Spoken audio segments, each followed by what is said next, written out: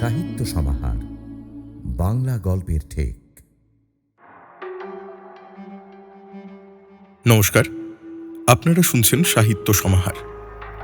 সাহিত্য সমাহারে আপনারা শুনছিলেন নিহার রঞ্জন গুপ্তের কিরিটি কাহিনী চক্রী। আজ উপন্যাসের দ্বিতীয় তথা অন্তিম পর্ব। অন্তিম পর্ব শুরু করার আগে প্রথম পর্বের একটা ছোট্ট রিক্যাপ রইল আপনাদের জন্য। সমুদ্র সৈকতে বেড়াতে এসে কিরিটিদের আলাপ হয় শতদল বাবুর সঙ্গে। সমুদ্র সৈকত থেকে খানিক দূরে শিল্পী রণধীর চৌধুরীর প্রাসাদোপম অট্টালিকা, সেই বাড়িরই বর্তমান উত্তরাধিকারী শতদল বসু। কথায় কথায় কিরিটি জানতে পারে শতদল বাবুর উপর বারবার প্রাণঘাতী হামলা করছে কেউ বা কারা। ইতিমধ্যে কিরিটি এবং সুব্রত হাজির হয় নিরালায়। আলাপ হয় হরবিলাস, হিরণময়ী দেবী এবং তাঁদের কন্যা সীতার সঙ্গে। ওঁরা জানান নিরালায় গভীর রাতে বারবার হানা দিচ্ছে কোনো এক অজ্ঞাত আততায়ী। সেই আততায়ীর হাতে জখম হয় সীতার কুকুর টাইগার। একই সঙ্গে শতদল বাবুর উপর প্রাণঘাতী হামলা হয় গভীর রাতে গুলি চালিয়ে। ঘটনাস্থলে এসে পৌঁছন স্থানীয় থানা ইনচার্জ রসময় ঘোষাল। আরও অদ্ভুত শিল্পী রণধীর চৌধুরীর শেষ চিঠিটা, তাতে লেখার পাশাপাশি অদ্ভুত সব সংখ্যার ছবি আঁকা। কিরিটি, সুব্রত, রসময়বাবু তৎপর হয়ে ওঠেন নিরালা রহস্যের সমাধান করতে। কি হয় তারপর শুনতে থাকুন নিহার রঞ্জন গুপ্তের কিরিটি কাহিনী চক্রী, অন্তিম পর্ব।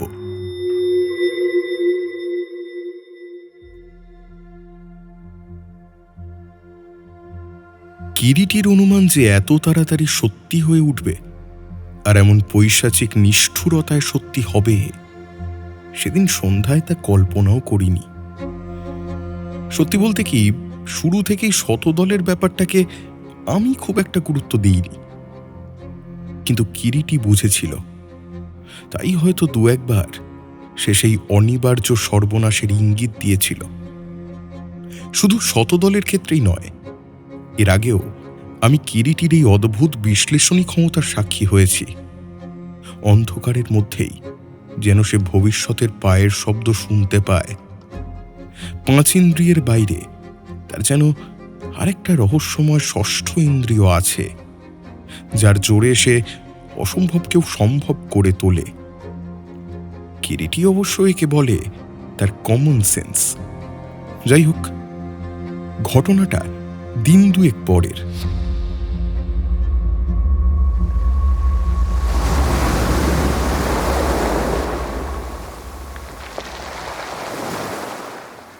মেলার উৎসবে ছোট শহরটা যেন হঠাৎ প্রাণ ফিরে পেয়েছে।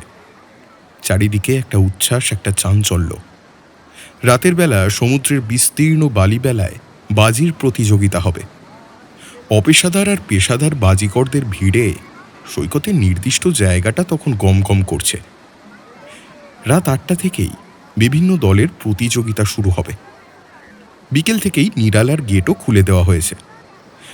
আজ নিরালার লোহার ফটক সর্বসাধারণের জন্য উন্মুক্ত। আমি, কিরিটি আর স্থানীয় থানার ইনচার্জ রসময় ঘোষাল সেখানে দাঁড়িয়ে আছি। শতদল অতিথিদের অভ্যর্থনায় ব্যস্ত।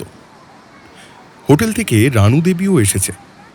স্থানীয় ডাক্তার চ্যাটার্জি আজ সারাদিনই হোটেলে যাতায়াত করেছেন।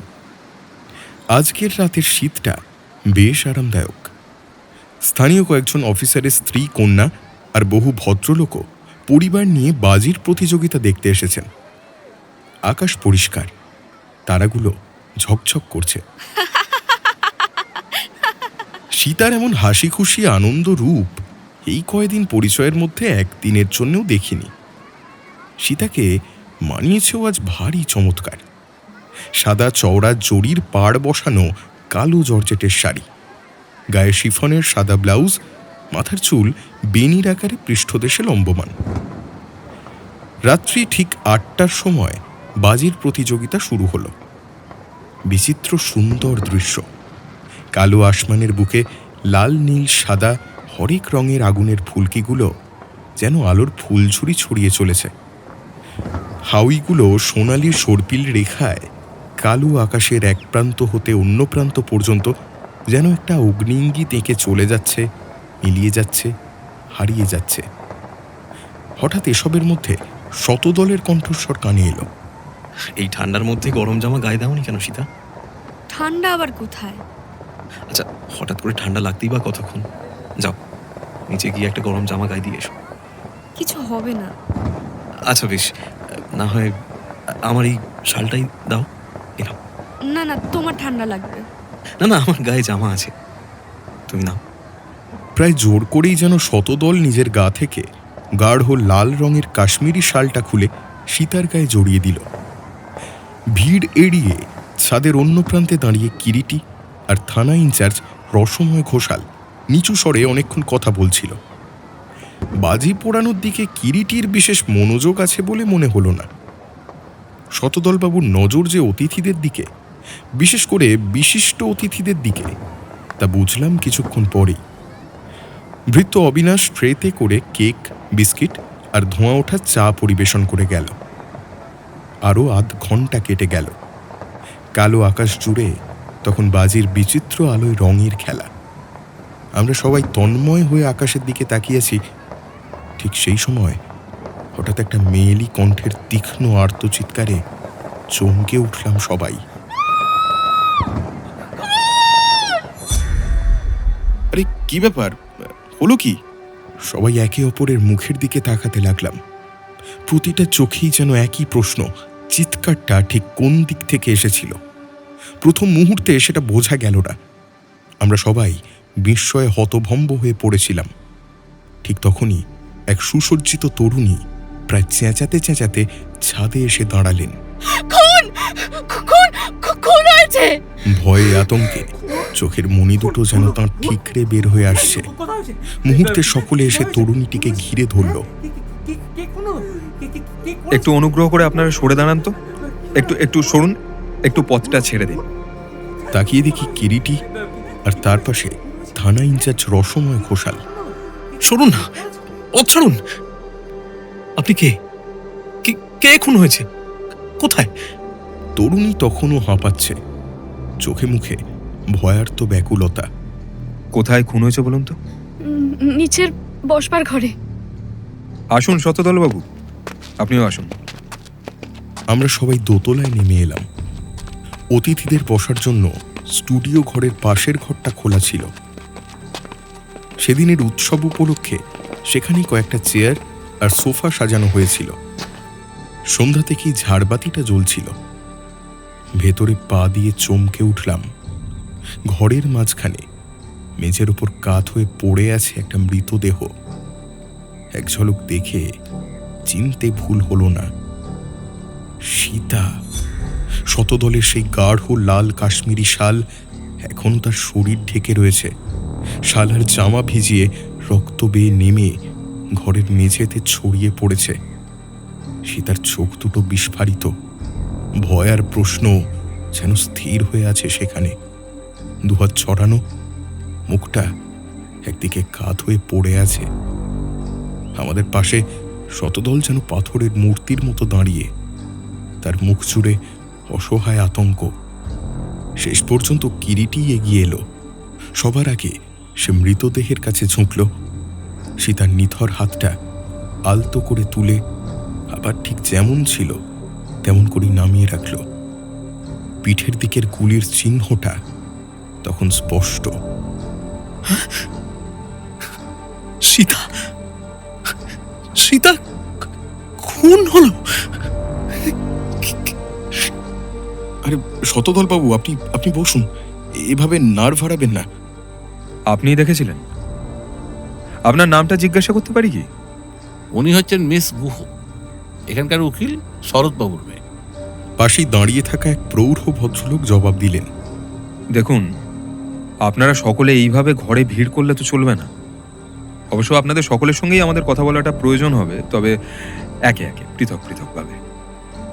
কি বলেন রসময় বাবু? হ্যাঁ, আপনাদের আমার প্রয়োজন হবে। থানা ইনচার্জ রসময় ঘোষালকে সবাই চিনতেন না।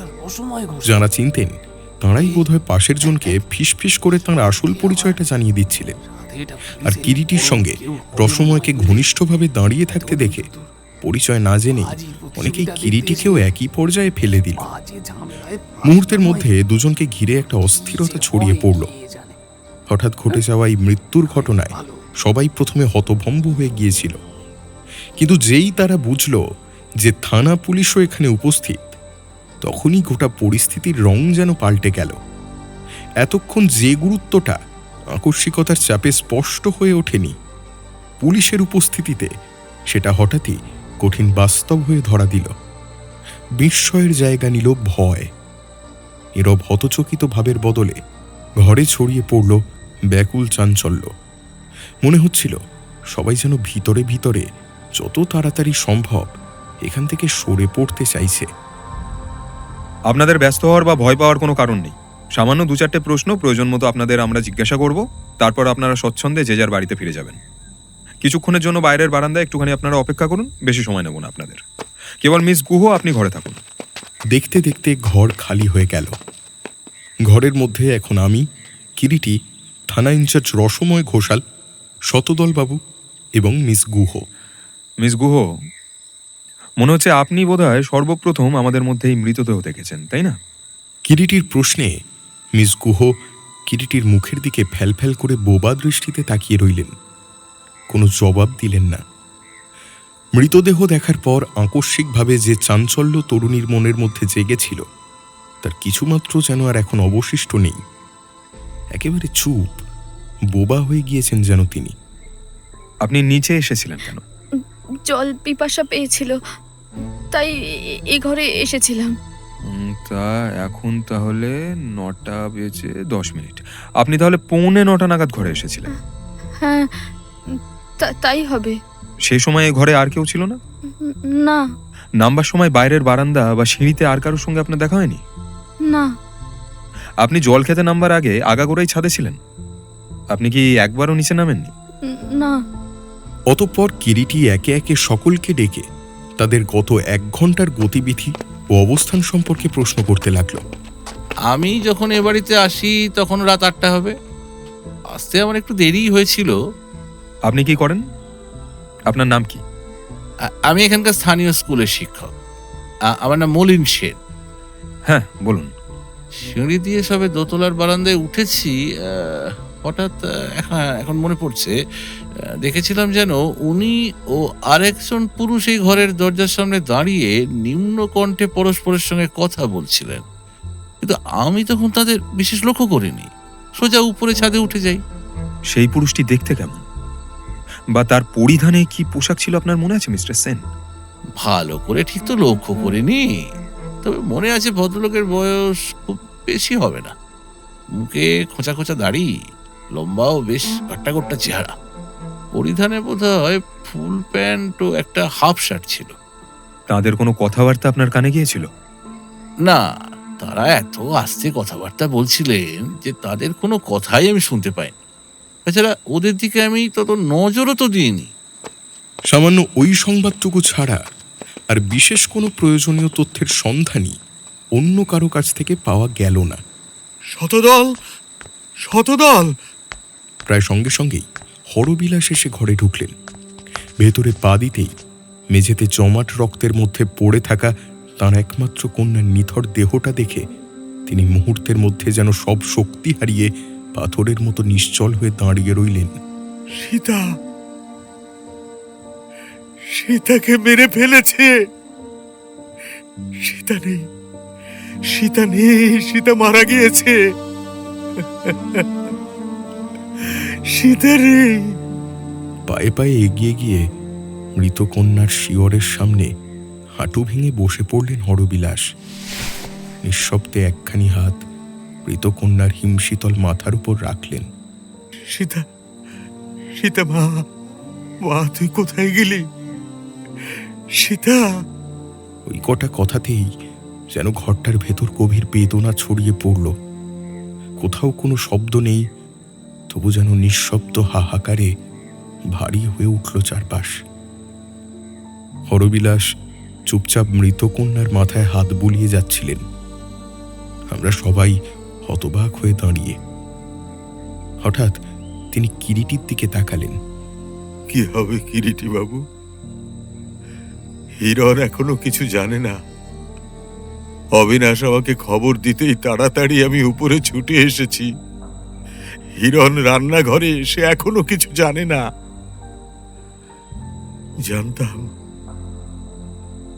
আমি জানতাম এ লোভের দণ্ড, লোভের দণ্ড। এত বড় মাসুল দেওয়া আমাদের বাকি ছিল বলে হিরণে বাড়ি ছেড়ে যেতে চায়নি। কিছুতেই তাকে মত করাতে পারিনি। না না না না, এ আমি সহ্য করতে পারছি না, এ আমি সহ্য করতে পারছি না। সীতা, সীতা। প্রস্থানরত হরবিলাসের শেষ কথাগুলো তার পিছনে পিছনে মিলিয়ে গেল চাপা হাহাকারের মতো, এবং আমাদের বিমহুড়ো ভাবটা কাটবার আগে আচমকা জ্ঞান হারিয়ে শতদলের শিথিল দেহটা চেয়ারের উপরই ঢলে পড়ল। আরে শতদল বাবু হঠাৎ বোধহয় জ্ঞান হারিয়ে ফেলেছেন। সুব্রত, আয় আয়, ধর ধর, সোফাটা শুইয়ে দে। আমিও কিরিটি দুজনে ধরাধরি করে শতদলের জ্ঞানহীন দেহটা কোনো মতে পাশের সোফাটায় শুইয়ে দিলাম। ঘন ঘন নিঃশ্বাস পড়ছে তখন শতদলের। চোখ দুটো বোজা, মুখটা ফ্যাকাশে বিবর্ণ। ঘরের কোণে রাখা একটা কুঁজো থেকে এক গ্লাস জল এনে শতদলের চোখে মুখে জলের ছিটে দিতে লাগলাম। কয়েক মিনিট পর চোখ মেলে তাকালো শতদল। শতদল বাবু, আপনি উঠবেন না, একটু বিশ্রাম নিন।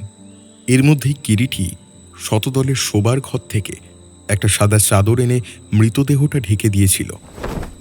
চোখের সামনে ওই রক্তাক্ত বিকৃত দেহটা অসহ্য হয়ে উঠছিল ক্রমশ। এই তো কিছুক্ষণ আগেও তাকে ছাদের ওপর শতদলের সঙ্গে কত কথা বলতে দেখেছি, আর এখন ঠিক সেই মানুষটার নিথর রক্তমাখা দেহ পড়ে আছে আমাদের চোখের সামনে মেঝের ওপর। মাত্র 2 ঘন্টার মধ্যেই কখন সে নিচে এলো, আর কার হাতে এত নিষ্ঠুরভাবে প্রাণ গেল তার? প্রশ্নগুলো মাথার ভেতর ঘূর্ণির মতো ঘুরতে লাগলো। ছাতের ওপর থেকে অলক্ষ্যে অলঙ্ঘ মৃত্যুই যেন ওকে টেনে নিয়ে এসেছিল নিচে। কিন্তু সে কেই হত্যাকারী? শরীরটার মধ্যে কেমন যেন অস্থির অস্থির করছে। সুব্রত, শতদল বাবুকে ওর বিছানায় নিয়ে গিয়ে শুইয়ে দে যা। না না, আমি একা থাকতে পারবো না, এখানেই থাকবো আমি। তাহলে সোফাটার ওপরে ভালো করে শুয়ে পড়ুন। কিরিটি, একজন ডাক্তারকে ডাকলে হতো না? সুব্রত কিন্তু মন্দ কথা বলেনি। কোনো জানাশোনা ভালো ডাক্তার আছে আপনাদের মিস্টার ঘোষাল? আছেন, ডক্টর আদিত্য চ্যাটার্জি। সবচাইতে তারই এখানে ভালো প্র্যাকটিস আর কি। ছোটখাটো একটা নার্সিংহোম মতো আছে ওনার। বলছি, তাকে একটা খবর দেওয়া যায় না? হ্যাঁ, বিপিন গেটের বাইরে প্লেন ড্রেসে পাহারাই আছে, তাকে আমি গিয়ে বলে আসছি। সুব্রত, মিস্টার ঘোষালের সঙ্গে যা। হ্যাঁ, সেই ভালো। চলুন মিস্টার ঘোষাল। সিঁড়ির ঠিক শেষ ধাপের পাশে নিঃশব্দে দাঁড়িয়েছিল অবিনাশ, এ বাড়ির পুরাতন ভৃত্য। সিঁড়ির আলোর খানিকটা অবিনাশের মুখের একাংশে তির্যকভাবে এসে পড়েছে।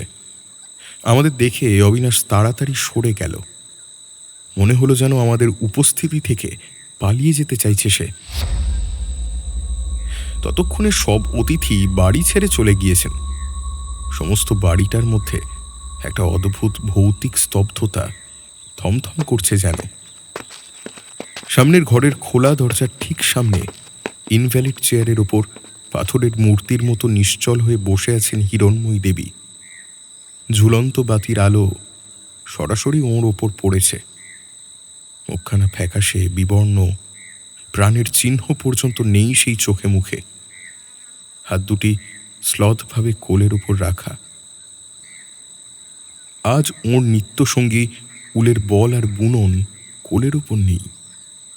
আমাদের দুজনের পায়ের শব্দেও ওর মধ্যে কোনো সাড়া দেখা গেল না। যেমন করে নিশ্চল অনড় হয়ে বসেছিলেন ঠিক তেমনই রইলেন, চোখ দুটো স্থির, সামনে নিবদ্ধ। আরও একটু এগিয়ে গিয়ে যখন ওর কাছে পৌঁছলাম, তখনই চোখে পড়ল দু চোখের কোণ বেয়ে নেমে আসছে জলের ধারা। হিরণময়ী দেবী নিঃশব্দে কাঁদছেন। আমি আর এক পাও এগোলাম না। দেয়াল ঘেঁষে থাকা একটা থামের আড়ালে সরে গিয়ে কোনো শব্দ না করে কেবল চোখের ইশারায় ঘোষালকে এগিয়ে যেতে বললাম। ঘোষাল বারান্দার অন্য প্রান্তে দরজার দিকে চলে গেলেন। হরবিলাস সম্ভবত এতক্ষণ ঘরের ভেতরই ছিলেন। তিনি বেরিয়ে এলেন। নিঃশব্দে এগিয়ে এসে হিরণময়ীর ঠিক পিছনে দাঁড়ালেন। ডান হাতটা হালতো করে স্ত্রীর কাঁধের ওপর রাখলেন তিনি। হিরণ, তবু হিরণময়ী দেবী অনড়, স্তব্ধ। এক ফোঁটা স্পন্দনও যেন নেই তাঁর শরীরে। স্বামীর সেই মৃদু ডাক যেন পৌঁছলই না তার কানে। হিরণ, ঘরে চলো হিরণ। হিরণ। তবুও হিরণময়ীর দিক থেকে কোনো সাড়া এলো না। আগের মতোই নিশ্চল নিস্তব্ধ হয়ে বসে রইলেন। স্বামী স্ত্রীর এই গভীর শোকের মুহূর্তে নিজেকে হঠাৎ খুব বেমানান মনে হতে শুরু করল। মনে হলো এখানে আর থাকা ঠিক নয়। আচমকা এমন সময় হিরণময়ীর পাথরের মতো স্তব্ধ দেহটা ঈষৎ নড়ে উঠল। হিরণময়ী স্বামীর দিকে চোখ তুলে তাকালেন। নিষ্প্রাণ অর্থহীন দৃষ্টি। স্বামী ডাকলেও যেন কিছুই বুঝতে পারেননি তিনি। ঘরে চলো। সীতা, সীতা কোথায় গেলি মা আমার? সীতা, সীতাকে কি ওরা নিয়ে গিয়েছে? সীতা, সীতাকে কি ওরা নিয়ে গিয়েছে? সীতা, ঘরে চলো হিরণ। তুমি দেখেছো? তুমি দেখেছো সীতা কি সত্যি মরে গিয়েছে? মনে নেই তোমার? ওর ছোটবেলায় পিঠের ব্যামো ছিল। পিঠ হয়নি তো? সত্যি হয়তো মরেনি, পিঠ হয়ে আছে। তুমি স্পেলিং সল্টের শিশিটা নিয়ে যাও, নিয়ে যাও। না, তুমি ঘরে চলো। না, না, ঘরে যাব না। এখান দিয়েই তোরা সীতাকে নিয়ে যাবে। ওসব কথা আর ভেবে কি হবে হিরণ? মনকে শক্ত করা ছাড়া তো আর উপায় নেই। কিরিটি বাবু কোথায়? উপরেই আছেন।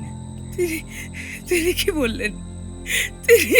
তিনিও ধরতে পারলেন না কে আমার সীতাকে খুন করলো? কথাগুলো বলতে বলতে হঠাৎ হিরণময়ী দেবী চুপ করে রইলেন। তারপর আবার যেন আপন মনেই বলে উঠলেন, সে ঠিক ধরতে পারবে। আমার সীতাকে কে মেরেছে সে ঠিক ধরতে পারবে, পারবে, পারবে, পারবে। ক্ষীণ একটা পায়ের শব্দ কানে এলো। তাকিয়ে দেখি ঘোষাল ফিরে আসছেন। মুহূর্ত মাত্র দেরি না করে সোজা দোতলার সিঁড়ির দিকে এগিয়ে গেলাম। সেই শোকের দৃশ্য আর সহ্য হচ্ছিল না আমার। ঘরে ঢুকে দেখি কিরিটি নিঃশব্দে এদিক ওদিক হাঁটছে আপন মনে, মুখে পাইপ। শতদলবাবু সোফার উপর যেমন আধশোয়া হয়েছিলেন ঠিক তেমনই আছেন। ডাক্তার ডাক্তার লোক পাঠিয়েছেন? হ্যাঁ, বিপিনও তো সেই লোকটির কথাই বললে মিস্টার রায়। কার কথা? ওই মিস্টার সেন যার কথা বলছিলেন। লোকটিকে বিপিন সদর দিয়ে বেরিয়ে যেতে দেখেছে। তখন ওই রাত 8:45 মতো হবে আর কি। আসতে দেখেনি লোকটাকে? না না, কেবল বেরিয়ে যেতেই দেখেছে। তবে মিস্টার সেন তার বেশভূষার যে ডেসক্রিপশন দিয়েছে তার সঙ্গে কিন্তু মিল নেই। কি রকম? গায়ে একটা কালো রঙের গ্রেট কোট ছিল আর মাথায় একটা কালো রঙের ফেল্ট ক্যাপ ছিল। ক্যাপটা ডান দিকে একটু টেনে নামানো ছিল আর কি। চেহারার বর্ণনায় মিল আছে। উঁচু লম্বা বলিষ্ঠকরণ এগুলো সব ঠিকই আছে। এবং সদর দিয়ে বের হয়ে যাবার সময় সদরের আলোয় লোকটার মুখের একাংশ দেখতে পাওয়া গেছিল। বললে মুখে নাকি খোঁচা খোঁচা দাঁড়িয়ে আছে। কিছুদিন লোকটা শেভ করেনি, এটা বোঝা যাচ্ছিল। ঘোষালের কথা শেষ হতেই কানে এলো একটা কুকুরের গুরুগম্ভীর ডাক। চমকে উঠেছিলাম প্রথমটায়। পরক্ষণেই মনে পড়ল সীতার সেই কুকুর টাইগারের কথা। আজ সন্ধ্যায় এখানে লোক সমাগমের জন্য কুকুরটাকে নিচের তলায় একটা ঘরের চেন দিয়ে বেঁধে রাখা হয়েছিল। ডাকতে ডাকতে এখন কুকুরটা এক লাফে ঘরের মধ্যে এসে প্রবেশ করল এবং সোজা এসে সীতার পড়ে থাকা নিষ্প্রাণ হিমশীতল দেহটার সামনে দাঁড়িয়ে গেল। সকলেই আমরা স্তব্ধ বিস্ময়ে তাকিয়ে আছি অ্যালসেশিয়ান প্রকাণ্ড কুকুরটার দিকে। স্থির দৃষ্টিতে সীতার মৃতদেহের দিকে তাকিয়ে আছে কুকুরটা। হঠাৎ কুকুরটা হাঁটু ভেঙে সীতার মৃতদেহের সামনে বসে পড়ল। কুকুরটা কাঁদছে। অত বড় একটা জানোয়ার এভাবেই নিজের প্রভুর জন্য কাঁদতে পারে, এমন করে শোক প্রকাশ করতে পারে দেখে বিস্মিত না হয়ে উপায় ছিল না। আমরা সকলে নির্বাক হয়ে দাঁড়িয়ে রইলাম। একটা জানোয়ারের এই নিঃশব্দ আর্তনাদে এই পুরো ঘরটার বাতাস আরো যেন ভারী হয়ে উঠল, বিষণ্ণতায় ভরে গেল। ঠিক তখনই হাঁপাতে হাঁপাতে খালি গায়ে ঘরের মধ্যে এসে ঢুকলেন হরবিলাস, হাতে কুকুর বাঁধার মোটা শিকল। কুকুরটা কিছুতেই তার প্রভুর মৃতদেহের পাশ ছেড়ে যেতে চাইছিল না। শেষ পর্যন্ত প্রায় জোর করেই গলায় শিকল পরিয়ে টানতে টানতে হরবিলাস ওকে বাইরে নিয়ে গেলেন।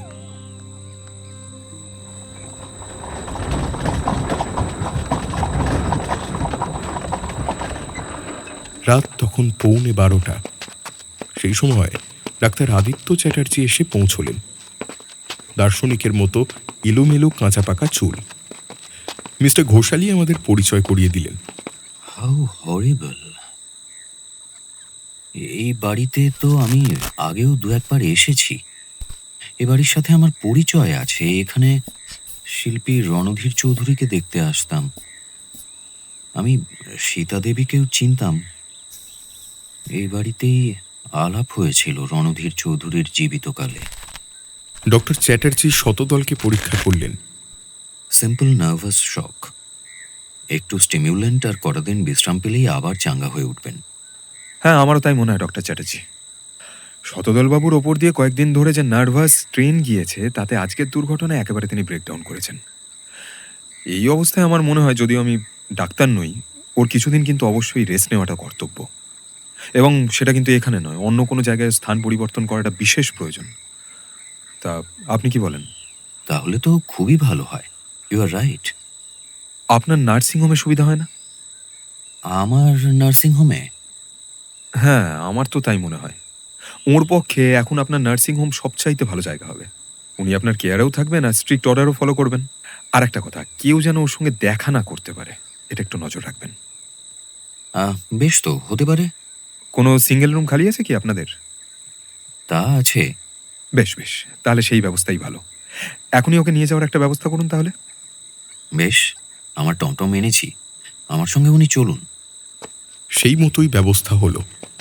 আমার উপরেই কিরিটি ভার দিল ডক্টর চ্যাটার্জির সঙ্গে শতদলবাবুকে নিয়ে গিয়ে একেবারে নার্সিংহোমে পৌঁছে দিয়ে আসার। কিরিটি ও মিস্টার ঘোষাল থেকে গেলেন মৃতদেহের একটা ব্যবস্থা করার জন্য।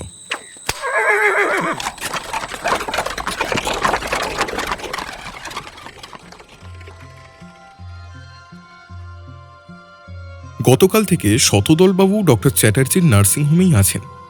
নার্সিংহোমে স্ট্রিক্ট অর্ডার দেওয়া হয়েছে একমাত্র কিরিটি ও রসময়বাবু ছাড়া এবং তাঁদের বিনা অনুমতিতে কোনো ভিজিটার্সকেই কোনো উপলক্ষে যেন শতদলবাবুর সঙ্গে দেখা করতে না দেওয়া হয়।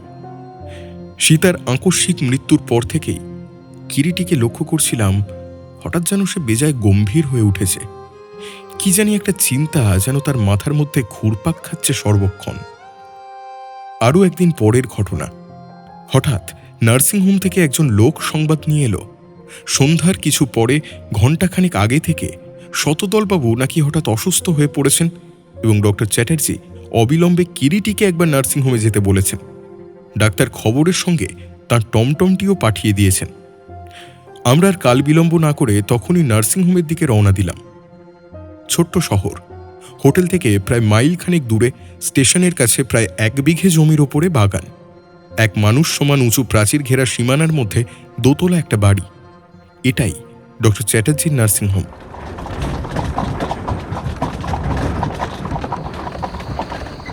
বাইরের দিক থেকে একমাত্র প্রধান গেট ছাড়া নার্সিংহোমে ঢোকা কার্যত অসম্ভব বললেই চলে। টমটম থেকে নেমে আমরা সোজা উঠে এলাম দোতলার কোণের সেই ঘরে যেখানে শতদলবাবুকে রাখা হয়েছিল। বিছানার ওপর শতদলবাবু শুয়ে আছেন, বুক পর্যন্ত চাদরে ঢাকা, চোখ দুটো বন্ধ। পাশে দাঁড়িয়ে ডক্টর চ্যাটার্জি তখন তাকে একটি ইঞ্জেকশন দিচ্ছেন, কাছেই একজন নার্স দাঁড়িয়ে। ইঞ্জেকশন দেওয়া শেষ করে ডক্টর চ্যাটার্জি সিরিঞ্জটা নার্সের হাতে তুলে দিলেন, তারপর আমাদের দিকে তাকালেন। চলুন আমার ঘরে, ভয় বোধহয় কেটে গিয়েছে। কি ব্যাপার ডক্টর চ্যাটার্জি? Morphia poisoning. কেউ বোধহয় শতদলবাবুকে মরফিয়া খাইয়ে মারবার চেষ্টা করছিল। বলেন কি? হ্যাঁ, হঠাৎ নার্স এসে ঠিক সময় মতো খবরটা আমায় না দিলে বোধহয় রক্ষা করা যেত না লাইফ। এখন তো দেখছি সেদিন ওকে এখানে এনে ভালোই করেছি। কিন্তু ব্যাপারটা ঘটলো কিভাবে? প্রথমটায় বুঝতে পারিনি, এখন বুঝতে পারছি। দুপুরের দিকে কে একজন ভিজিটার্স দেখা করতে এসেছিল, কিন্তু দেখা করার অর্ডার না থাকায় নার্স দেখা করতে দেয়নি। ভদ্রলোক কিছু ফুল আর একটা কাগজের বাক্সে কিছু মিঠাই রেখে যান ওকে দেওয়ার জন্য। সেই মিঠাই খেয়েই নাকি। আচ্ছা, আপনার সেই নার্স যার হাতে সেই ভদ্রলোক ফল ও মিঠাই দিয়ে গিয়েছিল, এখানে তাকে একবার ডাকতে পারেন?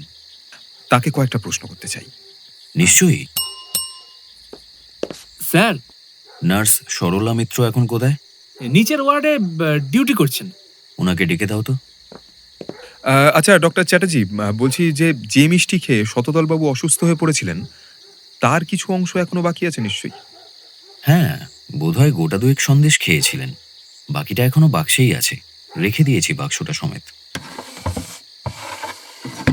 কাগজের একটা ফ্যান্সি চৌকো বাক্স বের করে দিলেন ডক্টর চ্যাটার্জি। বাক্সের ওপর চমৎকার একটা ডিজাইন ও দোকানের নাম লেখা, বান্ধব সুইট হোম। এ তো দেখছি এখানকারই দোকান। এখানকারই বিখ্যাত মিষ্টান্নের দোকান। এদের কড়াপাকের সন্দেশ খুবই বিখ্যাত এবং খেতেও খুব ভালো। বাক্সের ডালা খুলতেই দেখা গেল গোটা 12 সন্দেশ তখনও অবশিষ্ট। আমাকে ডেকেছিলেন স্যার? আমি ঠিক নই, ইনি। একে তুমি চেনো না, বিখ্যাত লোক, কিরিটি রায়। ও, নমস্কার। নমস্কার। আপনাকে কয়েকটা কথা জিজ্ঞাসা করতে চাই মিস মিত্র। বলুন। 3 নম্বর কেবিনে, মানে শতদলবাবু যেখানে আছেন, আজ ওনার কাছে যখন ভিজিটার্স আসেন, আপনি সে সময় ডিউটিতে ছিলেন শুনলাম। হ্যাঁ। সময়টা আপনার মনে আছে কি? হ্যাঁ, বিকেল 3:30 হবে। যিনি এসেছিলেন তাকে দেখতে কেমন? 22-23 বছরের একটা সুশ্রী সুবেশা মহিলা। মহিলা? হ্যাঁ, তিনি শতদলবাবুর সঙ্গে দেখা করতে চাইলে বললাম পারমিশন নেই। তখন 1 থোকা গোলাপ ফুল আর একটি মিষ্টির বাক্স দিয়ে আমায় অনুরোধ জানান শতদলবাবুর ঘরে সেগুলো পৌঁছে দিতে। সঙ্গে তার আর কেউ ছিল? না। তাকে দেখলে চিনতে পারবেন? হয়তো চিনতে পারবো, তবে চোখে কালো চশমা ছিল। ও, ভালো কথা। মিস মিত্র, ভদ্রমহিলা তার নাম বলেননি? না, নাম তো কিছু তিনি বলেননি। তবে একটা নীল খামে চিঠি দিয়েছিলেন, উপরে শতদলবাবুর নাম লেখা ছিল। চিঠিটা দিয়ে বলেছিলেন এই চিঠিটা দিলেই নাকি তিনি সব বুঝে যাবেন। জিনিসগুলো নিয়ে শতদলবাবুর কেবিনে ঢুকতেই তিনি প্রশ্ন করলেন, ওগুলো কি সিস্টার? আপনার জন্য আপনার শুভানুধ্যায়ী এই জিনিসগুলো পাঠিয়েছেন, আপনি দেখুন, আমি একটু আসছি। সিস্টার, ওই ভাসে ফুলগুলো একটু সাজিয়ে দিন না প্লিজ। আমি যখন ফুলগুলো সাজিয়ে দিচ্ছিলাম, শতদলবাবু সে সময় চিঠিটা পড়ছিলেন। তারপরই মিষ্টির বাক্সটা খুললেন। হাউ লাভলি, কড়া পাকের সন্দেশ, মাই ফেভারিট। বলতে বলতে গোটা 2 সন্দেশ মুখে পুড়ে দিলেন এবং আমাকে বললেন, আমাকে এক গ্লাস জল দিন তো। ঘরের কোনায় কুঁজোতে জল ছিল। গ্লাসে জল ভরে তার সামনে নিয়ে দাঁড়াতেই দেখি শতদলবাবুর সমস্ত চোখে মুখে যেন একটা আতঙ্ক। কোনো মতে ঢোক গিলতে গিলতে বললেন,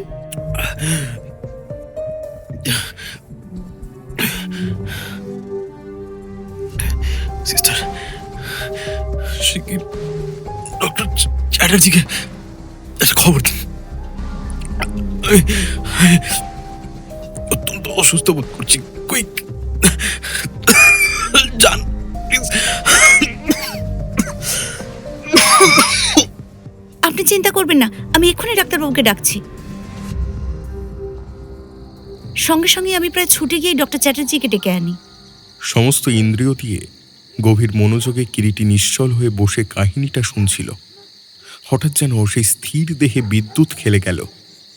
এক মুহূর্ত আগেও যে চোখ দুটো ছিল নিস্তেজ, পরক্ষণেই জ্বলে উঠল সেগুলো। ধারালো ছুরির ফলার মতো ঝকঝক করে উঠল তার দৃষ্টি। ওই চোখ আমার খুব চেনা। কিরিটি চেয়ার ছেড়ে উঠে পড়ল। ঘরের ভিতর এদিক ওদিক পায়চারি শুরু করলো। 2-4 মিনিট কেটে গেল একটানা নিস্তব্ধতায়। ঘরের ভেতর আমরা বাকি 3 জন তখন নির্বাক।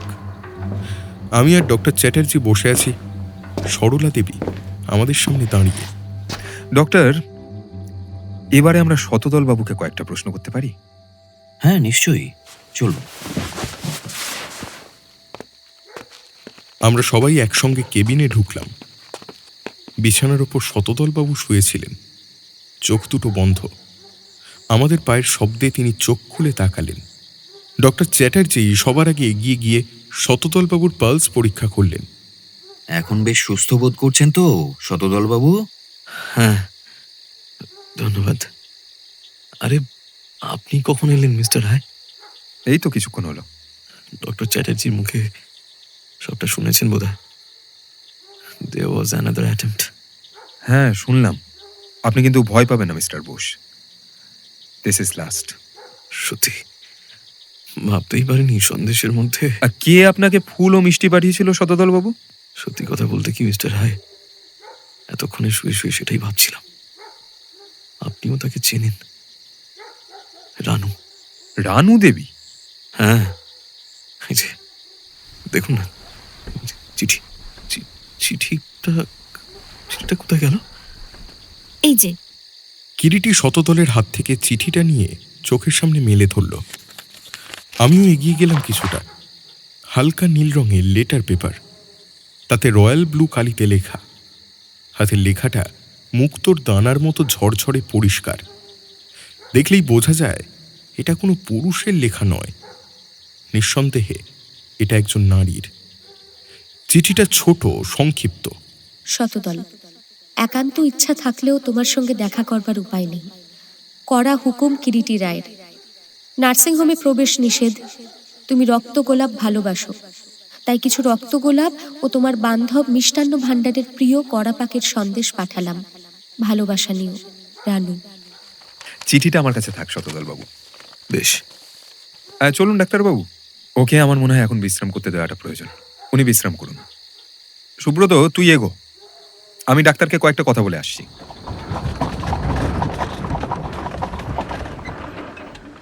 ডাক্তারের টমটমি আমাদের হোটেল পর্যন্ত পৌঁছে দিয়ে গেল। কিরিটির পকেটে রাখা সেই নীল লেটার প্যাডের কাগজে লেখা চিঠিটা আমার মনটা পুরোপুরি দখল করে নিয়েছিল। মনে মনে ভেবেছিলাম হোটেলে ফিরেই কিরিটি নিশ্চয়ই রানুকে ডেকে চিঠিটা সম্পর্কে জিজ্ঞাসাবাদ করবে, কিন্তু কিরিটি সেদিকে গেলই না। সোজা নিজের ঘরে ঢুকে দরজা বন্ধ করে দিল। আমি বাইরের বারান্দায় রাখা একটা আরাম কেদারায় গায়ে লিয়ে দিলাম। কতক্ষণ অন্ধকারে চেয়ারটার উপর বসেছিলাম তার ঠিক নেই। হঠাৎ রানুর কণ্ঠে আমার চমক ভাঙল। কে? সুব্রত বাবু নাকি? কে? ও, মিস মিত্র। অন্ধকারে চুপটি করে বসে আছেন যে? না, এমনি চেয়ারে বসুন। উফ, আজ অনেক ঘুরেছি। একা একা বেড়াতে যাব না বলে আপনাদের খুঁজতে এসেছিলাম। বেয়ারাটা বললে বিকেলের দিকে টমডম করে আপনি আর মিস্টার রায় শহরের দিকে গিয়েছেন। কোথায় গিয়েছিলেন? ডক্টর চ্যাটার্জির নার্সিংহোমে। শতদল কেমন আছে? বেচারা একটু সামলাতে পেরেছে কি? হ্যাঁ। আচ্ছা মিস মিত্র, আপনাকে একটা প্রশ্ন করছি। আপনি তো আজ ফুল আর মিষ্টি পাঠিয়েছিলেন শতদল বাবুকে, তাই না? হ্যাঁ, পেয়েছে। রানুর শান্ত গলায় বলা কথাটা মুহূর্তের মধ্যেই যেন এক বৈদ্যুতিক ঝাঁকুনিতে আমাকে স্তব্ধ করে দিল। কয়েক সেকেন্ডের জন্য আমি কথা হারিয়ে ফেললাম, বোবা হয়ে গেলাম যেন। অন্ধকারের মধ্যেই তীক্ষ্ণ দৃষ্টিতে রানুর মুখের দিকে তাকালাম, কিন্তু অন্ধকারে তার মুখখানা স্পষ্ট নয়, একটা অস্পষ্ট ছায়ার মতো মনে হচ্ছিল। আপনি তাহলে সত্যি শতদল বাবুকে আজ ফুল আর মিষ্টি পাঠিয়েছিলেন? হ্যাঁ, কিন্তু কেন বলুন তো? আরে, সেই সন্দেশ খেয়ে শতদল বাবু তো অসুস্থ হয়ে পড়েছিলেন আজ। ডক্টর চ্যাটার্জির ধারণা সেই সন্দেশের মধ্যে মরফিন ছিল। মরফিন? কি বলছেন জাতা সুব্রত বাবু? বললাম তো, ডাক্তারের তাই বিশ্বাস। আচ্ছা মিস মিত্র, আপনি কি নিজে হাতে সন্দেশটা কিনেছিলেন? না। তবে? সন্দেশ হোটেলের বেয়ারাকে দিয়ে কিনিয়ে আনিয়েছিলাম। আর গোলাপ ফুলগুলো? দুজনেই একসঙ্গে পেছনের অন্ধকারের দিকে ফিরে তাকালাম। এর মধ্যেই আমাদের সম্পূর্ণ অজান্তে কখন যে কিরিটি নিঃশব্দে সেই অন্ধকারে এসে দাঁড়িয়েছে আর আমাদের সমস্ত কথোপকথন শুনে ফেলেছে তার সামান্যতম আঁচও পাইনি। মুহূর্তের জন্য আমরা দুজনেই চুপ করে রইলাম। ওগুলো শরৎবাবুর মেয়ে মিস কবিতা গুহ পাঠিয়েছিলেন। মিস গুহ? মানে সে রাত্রে নিরালায় যার সঙ্গে আলাপ হলো, হ্যাঁ, কবিতা গুহর সঙ্গে কি শতদল বাবুর পূর্ব পরিচয় ছিল? কবিতা আমার ক্লাস ফ্রেন্ড। শতদলের সঙ্গে কবিতার আমাদের বাড়িতেই আলাপ হয়। পরের দিন ভোরবেলায় আমি আর কিরিটি রানুকে সঙ্গে নিয়ে কবিতা গুহর বাড়িতে গেলাম। কবিতা তখন বাড়িতেই ছিল। তাকে ডেকে আনার জন্য রানুকে ভেতরে পাঠানো হলো। কিরিটি আগেই রানুকে বলে দিয়েছিল কবিতার সঙ্গে যেন এখনই কোনো কথা না বলে। কিছুক্ষণ পর রানুর সঙ্গে কবিতা বাইরের ঘরে এসে বসল। ভাগ্য ভালো সেই সময় শরৎ উকিল বাড়িতে ছিলেন না, ফলে আমাদের কথাবার্তা বলারও বেশ সুবিধেই হলো। আপনি কাল শতদল বাবুকে নার্সিংহোমে গোলাপ ফুল পাঠিয়েছিলেন? হ্যাঁ, হাসপাতাল থেকে শতদলবাবুর কাছ থেকে কাল সকালে একজন লোক এসে বলল শতদলবাবু কিছু ফুল পাঠাতে বলেছেন, আমাদের বাগানের গোলাপ।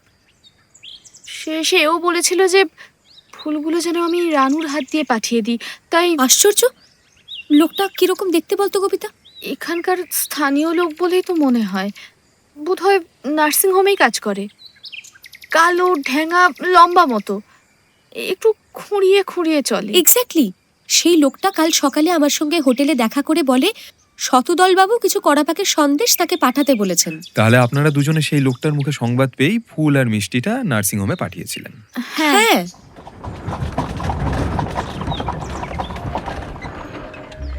বলাই বাহুল্য, এরপর আমরা শরৎ উকিলের বাড়ি থেকে সরাসরি রানুকে সঙ্গে নিয়েই নার্সিংহোমে এলাম। ডক্টর চ্যাটার্জিকে সব কথা খুলে বলায় চ্যাটার্জি একেবারে বিস্মিত হয়ে গেলেন। কই, ও ধরনের চেহারার কোনো লোকই তো আমার এখানে কাজ করে না। 4 জন সুইপার, 2 জন দারোয়ান আর 2 জন কুক। তাদেরও ডাকা হলো, কিন্তু না, রানু মাথা নেড়ে বুঝিয়ে দিল এদের মধ্যে কেউ নয়। কিরিটি আর আমি তখন শতদলের সঙ্গে দেখা করলাম। তাকেও একই প্রশ্ন করা হলো। সে কি, সন্দেশ কড়া পাকের আমি খেতে ভালোবাসি সত্য, এবং লাল গোলাপও আমার খুব প্রিয়, কিন্তু মনের অবস্থা কদিন ধরে আমার এমন চলছে না যে ওসব তুচ্ছ কথা ভাববার অবকাশই পাইনি আমি। নার্সিংহোম থেকে বিদায় নিয়ে আমরা হোটেলে ফিরে এলাম। মনের ভেতর তখন মিশে আছে হালকা হতাশা আর ঘনীভূত এক নিশ্চয়। কিন্তু হোটেলে ফিরে যে আরও বড় চমক আমাদের জন্য অপেক্ষা করছে তা তখনও বুঝতে পারিনি। বারান্দায় পা রাখতেই চোখে পড়ল থানার দারোগা রসময় ঘোষাল অনেকক্ষণ ধরে আমাদের জন্য বসে আছে। আরে এই যে কিরিটি বাবু, কোথায় ছিলেন? আরে কতক্ষণ ধরে অপেক্ষা করছি। ব্যাপার কি? আরে কাল রাত্রে এই নিরালায় তো চোর এসেছিল। চোর? হ্যাঁ, স্টুডিও ঘরের তালা ভেঙে চোর ঢুকেছিল। কি বললেন? স্টুডিওতে? হ্যাঁ। কিছু চুরি গিয়েছে কিনা জানা গেছে? দেখুন, তা বলতে পারি না, তবে অবিনাশের হাত দিয়ে হরবিলাস ঘোষ চিঠি পাঠিয়েছেন। এই সেই চিঠি, এই নিন। আমিও কৌতূহল সামলাতে না পেরে পিছন দিক থেকে একটু ঝুঁকে কিরিটির হাতে ধরা খোলা চিঠিটার দিকে তাকালাম। খুবই সংক্ষিপ্ত চিঠি। থানা অফিসার রসময় ঘোষালকে সম্বোধন করে হরবিলাস ঘোষ লিখেছেন। থানা ইনচার্জ শ্রী রসময় ঘোষাল সমীপেশু, সবিনয় নিবেদন। দারোগাবাবু, আপনাকে জানানো কর্তব্য বলিয়া জানাইতেছি, গতকাল রাত্রে নিরালায় চোর আসিয়াছিল, এবং চোর কিছু চুরি করিয়া গিয়াছে কিনা বলিতে পারি না। তবে দ্বিতলের স্টুডিও ঘরের ও শতদলের ঘরের তালা দুটি ভগ্ন অবস্থায় দরজার কড়ার সঙ্গে ঝুলিতেছে দেখিতে পাই, এবং উভয় ঘরের দরজাই খোলা ছিল। শতদলের ঘর হইতে কোনো মূল্যবান কিছু চুরি গিয়াছে কিনা বলিতে পারি না, কারণ ইতিপূর্বে তার ঘরে আমি প্রবেশ করি নাই, এবং সে ঘরে তাহার মূল্যবান কিছু ছিল কিনা বলিতে পারি না। যাহা হোক, এ ব্যাপারে কোনো কিছু করণীয় থাকিলে করিতে পারেন। আর একটা কথা, এই সপ্তাহের শেষেই আমি ও আমার স্ত্রী এখান হইতে চলিয়া যাইতে চাই। নমস্কার, ইতি হরবিলাস ঘোষ। তা নিরালায় একবার যাবেন নাকি? হ্যাঁ, যেতে তো হবেই। চলুন এখনই নয় একবার ঘুরে আসা যাক। এক্ষুনি যাবেন? হ্যাঁ, আর দেরি না করাই ভালো। রানু এতক্ষণ আমাদের পাশেই দাঁড়িয়েছিল। এবার সে ধীর পায়ে উপরের সিঁড়ির দিকে উঠে গেল। আমরা রাস্তায় নেমে সমুদ্রের ধার ধরে পাহাড়ের দিকে হাঁটতে শুরু করলাম। রসময় ঘোষালের সঙ্গে যে লাল পাগড়িধারী লোকটি এসেছিল সেও নীরবে আমাদের পিছু নিল। শীতের রোদটা আরামদায়ক হলেও হাওয়ায় এখনো তীব্র কনকনে ভাব। শরীরের ভেতরটায় বেশ অস্বস্তি জাগায়। বেলা তখন প্রায় 11:45 হবে। বলছি, সকালবেলাতে কোথায় গিয়েছিলেন? শরৎবাবুর বাসায় তার মেয়ে কবিতা গুহর সঙ্গে একটু দেখা করতে গিয়েছিলাম। হঠাৎ? নার্সিংহোমে ফুল ও সন্দেশ তাঁরই পরামর্শ মতো শতদলবাবুকে রানু দেবী পাঠিয়েছিলেন। তার মানে? তার মানে ওইটাই সব ও শেষ নয়, ওটা তো প্রদীপের আলো। আলো জ্বালাবার ইতিহাস আরো পশ্চাতে, সে আর এক ভগ্নদূত সংবাদ। ভগ্নদূত সংবাদটি আবার কি? কে এক খোঁড়া দূত শতদলবাবুর পরিচিত কবিতা দেবীকে এসে জানায় যে শতদলবাবু নাকি অনুরোধ করে পাঠিয়েছেন তাকে যেন কিছু লাল গোলাপ নার্সিংহোমে পাঠিয়ে দেওয়া হয়। যে কারণেই হোক, কবিতা দেবী নিজে ফুলটা না পাঠিয়ে ফুলগুলো রানু দেবীকে পাঠিয়ে দিতে অনুরোধ জানায়। রানু দেবী সেই ফুলই শুধু নয়, ওই সঙ্গে মিষ্টিও যোগ করে দেন, অর্থাৎ কিছু কড়া পাকে সন্দেশ দিয়ে আসেন। তার মানে ওই হোটেলের বেয়ারাদের মধ্যে কেউ সন্দেশটা কিনে এনে দিয়েছিল? হ্যাঁ, কিন্তু ঘোষাল সাহেব, জল কিন্তু সেখানেও গভীর। অনুসন্ধান করে জেনেছি যে রামকানাই নামে এক বেয়ারাই সন্দেশ কিনে এনে দিয়েছিল এবং রানু দেবী স্বয়ং সন্দেশ এবং ফুল নার্সিংহোমে পৌঁছে দিয়ে আসেন। রানু দেবীকে আপনি এই সম্পর্কে কোনো প্রশ্ন করেননি? সুব্রত গত রাতে করেছিল, দু একটা আমিও করেছি, কিন্তু যে মৎস্যটি গভীর জলে থেকে লেজের ঝাপটা মেরেছেন সে তো রানু দেবী নন। কিন্তু তিনি যত গভীরেই থাকুন না কেন, তার লেজের আঁশ আমার চোখে পড়েছে। বলেন কি? কাউকে সন্দেহ? অন্ধকারে আলো দেখতে পাওয়া গিয়েছে ঘোষাল সাহেব, কিন্তু মাত্র একটি জায়গায় সূত্র এসে একটা জট পাকিয়ে রয়েছে। সেই জটটি খুলতে পারলেই সব বোঝা যাবে। লোকটি কে? দু একদিনের মধ্যেই জানতে পারবেন। ইতিমধ্যে আমরা আমাদের গন্তব্যস্থান নিরালার গেটে পৌঁছে গিয়েছিলাম। চলুন দেখা যাক নিরালা কি বলে। আসুন। সীতার মৃত্যুর প্রায় 5 দিন পর আমরা আবার নিরালা এসে পৌঁছলাম। হঠাৎই চোখে পড়ল হরবিলাস ডান পাটা সামান্য টেনে টেনে ধীর গতিতে হাঁটছেন। টান পায়ে আপনার কি হলো হরবিলাস বাবু? কয়েকদিন আগে বাগানে কাজ করবার সময় পায়ে একটা কাঁটা ফুটেছিল, সেটাই পেকে গিয়েছে, নচেত নিজেই আপনাদের কাছে যেতাম। ও আচ্ছা আচ্ছা, কাঁটা ফুটেছিল তাহলে। তার মানে আপনি কদিন বাড়ি থেকে বেরোননি? না, মেয়েটা বুকটা একেবারে ভেঙে দিয়ে গিয়েছে। কিন্তু আপনি মিথ্যে কথা বলছেন হরবিলাস বাবু। মিথ্যা কথা বলছি? হ্যাঁ, মিথ্যে বলছেন। বলতে বাধ্য হচ্ছি, কারণ পরশু সকালে বাজারে একটা ওষুধের দোকানের সামনে আপনাকে আমি দেখেছি। দোকান থেকে আপনি বের হয়ে আসছেন, হাতে আপনার একটা ওই প্যাকেট জাতীয় কিছু ছিল। ভুল দেখেছেন দারোগা সাহেব, আমি নয়। এই 5 দিন বাড়ি থেকে এক পাও আমি বের হইনি কোথাও। স্পষ্ট দিনের আলোয় স্পষ্টই দেখেছি হরবিলাস বাবু, ভুল হতে পারে না। পারে বই কি, ভুল তো আমরা কত সময়ই করি, বিশেষ করে দেখার ভুল, দেখবার ভুল। দেখবার ভুল? তার মানে আপনি বলছেন আমার দেখবার ভুল হয়েছে? তাছাড়া আর কি বলি বলুন? 4 দিন পায়ের যন্ত্রণায় পায়ের পাতা ফেলতে পারিনি, নিজে বসে হট ফমেন্টেশন দিয়েছি। আজই সবেমাত্র একটু যে হাঁটা চলা শুরু করেছি, আর আপনি কিনা দেখলেন আমায় বাজারে। হরবিলাস বাবু, শাক দিয়ে মাছ ঢাকবার মিথ্যা প্রচেষ্টা করছেন। 15 বছর এই পুলিশের লাইনে আছি, চাকরি করছি। এত সহজে আমাদের দৃষ্টিভ্রম হয় না, বুঝলেন? আপনি সাপ নিয়ে খেলা করছিলেন। আপনি নিশ্চয়ই জানেন গতকাল নার্সিংহোমে শতদলবাবু কড়া পাকের সন্দেশ খেয়ে অসুস্থ হয়ে পড়েছিলেন। তাই নাকি?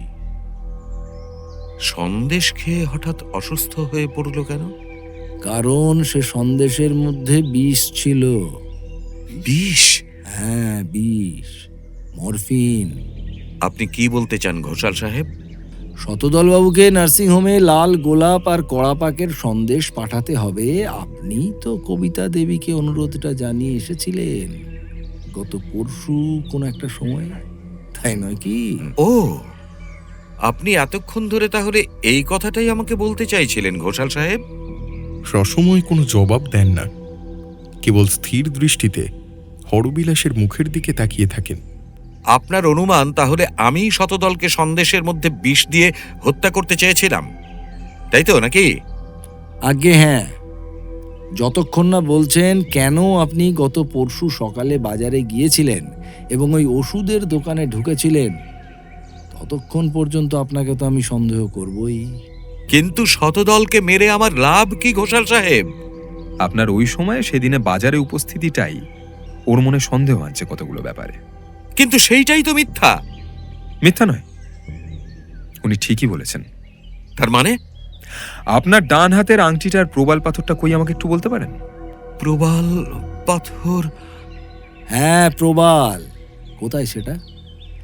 আচ্ছা, একবার দেখুন তো আপনার হাতের আঙুলের আংটিটা। তাই তো, পাথরটা। চোখের সামনে ডান হাতটা তুলে আংটিটার দিকে তাকালেন হরবিলাস। সত্যি হরবিলাসের হাতের আঙুলের আংটিটার পাথরটা এখন নেই। লক্ষ্যও করেননি হরবিলাসবাবু যে আংটির পাথরটা আপনি ইতিমধ্যে হারিয়েছেন। যাকে সে কথা, এই নিন পাথরটা, দেখুন তো এটাই আপনার অজ্ঞাত হারানো প্রবাল কিনা। দেখুন দেখুন, ঠিক আংটিটায় বসে যাবে। সত্যি সত্যি হরবিলাসের আংটির পাথর সেটা। সকলেই আমরা বিস্মিত ও নির্বাক। পাথরটা আজ সকালেই শরৎ উকিলের বাসার বৈঠকখানায় কুড়িয়ে পেয়েছি হরবিলাসবাবু। একটু আগে রসময়বাবু যখন আপনাকে গত পরশু সকালে বাজারে দেখেছিলেন বলে জেরা করছিলেন, হঠাৎ আপনার হাতের আংটিটায় আমার নজর পড়ে। সঙ্গে সঙ্গে আমার মনে হয় যে এই পাথরটা ইতিপূর্বে আপনার আঙুলের আংটিতেই বসানো আমি দেখেছি। বুঝতেই পারছেন, একেবারে সাধারণ যোগ, 2 2 4। এখন আর নিশ্চয়ই অস্বীকার করবেন না হরবিলাসবাবু যে আপনি এতক্ষণ যা বলছিলেন তা সত্য নয়।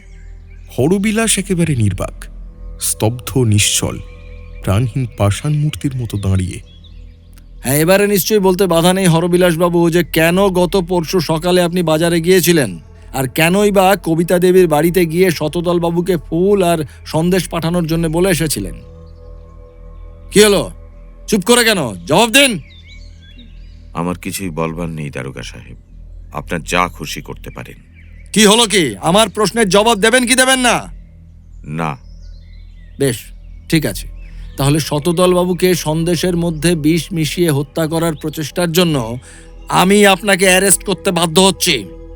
কানসিং, কানসিং। বেশ, আপনার যেমন অভিরুচি। কানসিং, বাবুকে থানায় নিয়ে গিয়ে হাজত ঘরে রাখো। কানসিং এগিয়ে এলো।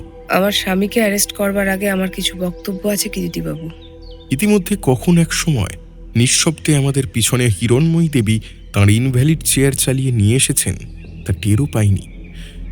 কয়েকটি মুহূর্ত কারো গলা থেকে একটাও শব্দ বেরোলো না।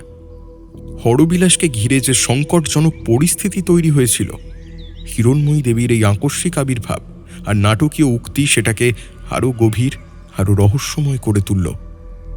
কিরিটি ছাড়া আমরা সবাই তখন হিরণময়ী দেবীর দিকে তাকিয়ে। আপনার কিছু বলার থাকলে আমরা নিশ্চয়ই শুনবো হিরণময়ী দেবী, কিন্তু এখানে দাঁড়িয়ে দাঁড়িয়ে তো শোনা যাবে না। এক কাজ করুন, ঘরের ভেতরে চলুন।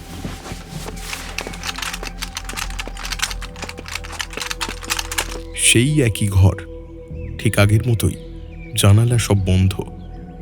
দেওয়ালে টাঙানো পাশাপাশি দুটো নারীর অয়েল পেন্টিং। দেখলে মনে হয় যেন একই মানুষের 2 রকম প্রতিকৃতি। এই ছবিগুলো নিয়েই কয়েকদিন আগে কিরিটি হিরণময়ী দেবীকে প্রশ্ন করেছিল। বলুন হিরণময়ী দেবী, আপনি বলুন, আপনার কি বলবার আছে আপনি বলুন। আপনার অনুমান ভুল। আমার স্বামী শতদলকে হত্যা করার কোনো চেষ্টাই করেননি। কিন্তু আপনার স্বামী যে গত পরশু সকালে বাজারে গিয়েছিলেন এবং সেখান থেকে কবিতা দেবীর বাড়িতে গিয়েছিলেন, এ কথাও তো ঠিক। গত পরশু উনি বাজারে গিয়েছিলেন সত্যি, তবে না হিরণ, চুপ করো, চুপ করো। কোনো কথাই তোমায় বলতে হবে না। মিস্টার ঘোষাল, আপনি আমায় কোথায় নিয়ে যাবেন চলুন, আমি প্রস্তুত। থামো তুমি, আমাকে বলতে দাও। কেন কেন কেন মিথ্যা একটা কেলেঙ্কারি করছো হিরণ? যে গেছে সে তো ফিরবে না। চলুন না মিস্টার ঘোষাল, কেন দেরি করছেন? চলুন না, চলুন। কোথায় নিয়ে যাবেন আমায়? না না, আমাকে বলতে দাও। পাষাণের মতো গুরুভার হয়ে আমার বুকের মধ্যে চেপে বসেছে। এ আর আমি সহ্য করতে পারছি না, আর আমি সহ্য করতে পারছি না। হিরণ হিরণ হিরণ, চুপ করো, চুপ করো। ভুলে যাও, ভুলে যাও ওসব কথা। শুনুন মিস্টার রায়, সীতাকে আমি, হ্যাঁ, মা হয়ে আমি তাকে হত্যা করেছি। হিরণ হিরণ, কি বলছো তুমি পাগলের মতো? হ্যাঁ, আমি সীতাকে হত্যা করেছি। আর যে আক্রোশের বশে আমি সীতাকে হত্যা করেছি, সেই আক্রোশের বশে শতদলকে আমি হত্যা করতে চেয়েছিলাম। আমার স্বামী সম্পূর্ণ নির্দোষ, এ ব্যাপারে তার কোনো হাত নেই। অ্যারেস্ট যদি করতে হয় কাউকে, আমাকেই করুন। আমি দোষী, সমস্ত দোষ আমার। না না মিস্টার রায়, হিরণ নির্দোষ। দোষী আমি আমি আমি সীতাকে সীতাকে আমি হত্যা করেছি। থামো তো তুমি, আমাকে বলতে দাও। যা চুকে বুকে গিয়েছে সেই অতীতকে দিনের আলোয় টেনে এনে কি লাভ আর হিরণ? না, আমাদের আমাদের যদি শাস্তি পেতেই হয়, সব কথা বলে যাব। কারণ আমি জানি এখানে এখানে এমন একজন আছেন যার দৃষ্টির সামনে সত্যকে একটা আবরণ দিয়ে কেউ ঢেকে রাখতে পারবে না। কিরিটি বাবু, সব কথাই আমি বলবো, কিন্তু বলবার আগে একমাত্র আপনিও ইচ্ছা করলে সুব্রত বাবু, তাছাড়া সকলকে, এমনকি আমার স্বামীকেও অনুগ্রহ করে এ ঘর থেকে যেতে বলুন। কিরিটি চোখের ইশারায় বাকিদের ঘর ছেড়ে যেতে বলল। ঘরের ভেতর রইলাম শুধু আমি, কিরিটি আর হিরণময়ী দেবী। চারিদিকে এক অদ্ভুত নিস্তব্ধতা। হিরণময়ী দেবীর অনুরোধে সবাই ঘর ছেড়ে গেলেও তিনি কিছুক্ষণ কোনো কথাই বলতে পারলেন না। মাথা নুয়ে পড়েছে বুকের কাছে। ইনভ্যালিড চেয়ারে বসে আছেন পাথরের মূর্তির মতো স্তব্ধ, অনড়। আমাদের সামনে রাখা দুটো চেয়ারে আমি আর কিরিটি বসে রয়েছি। কিছুক্ষণ পর হিরণময়ী দেবী ধীরে ধীরে মুখ তুললেন। কারো দিকে না তাকিয়েই কোলের ওপরে রাখা উলের বুননটা তুলে নিলেন তিনি।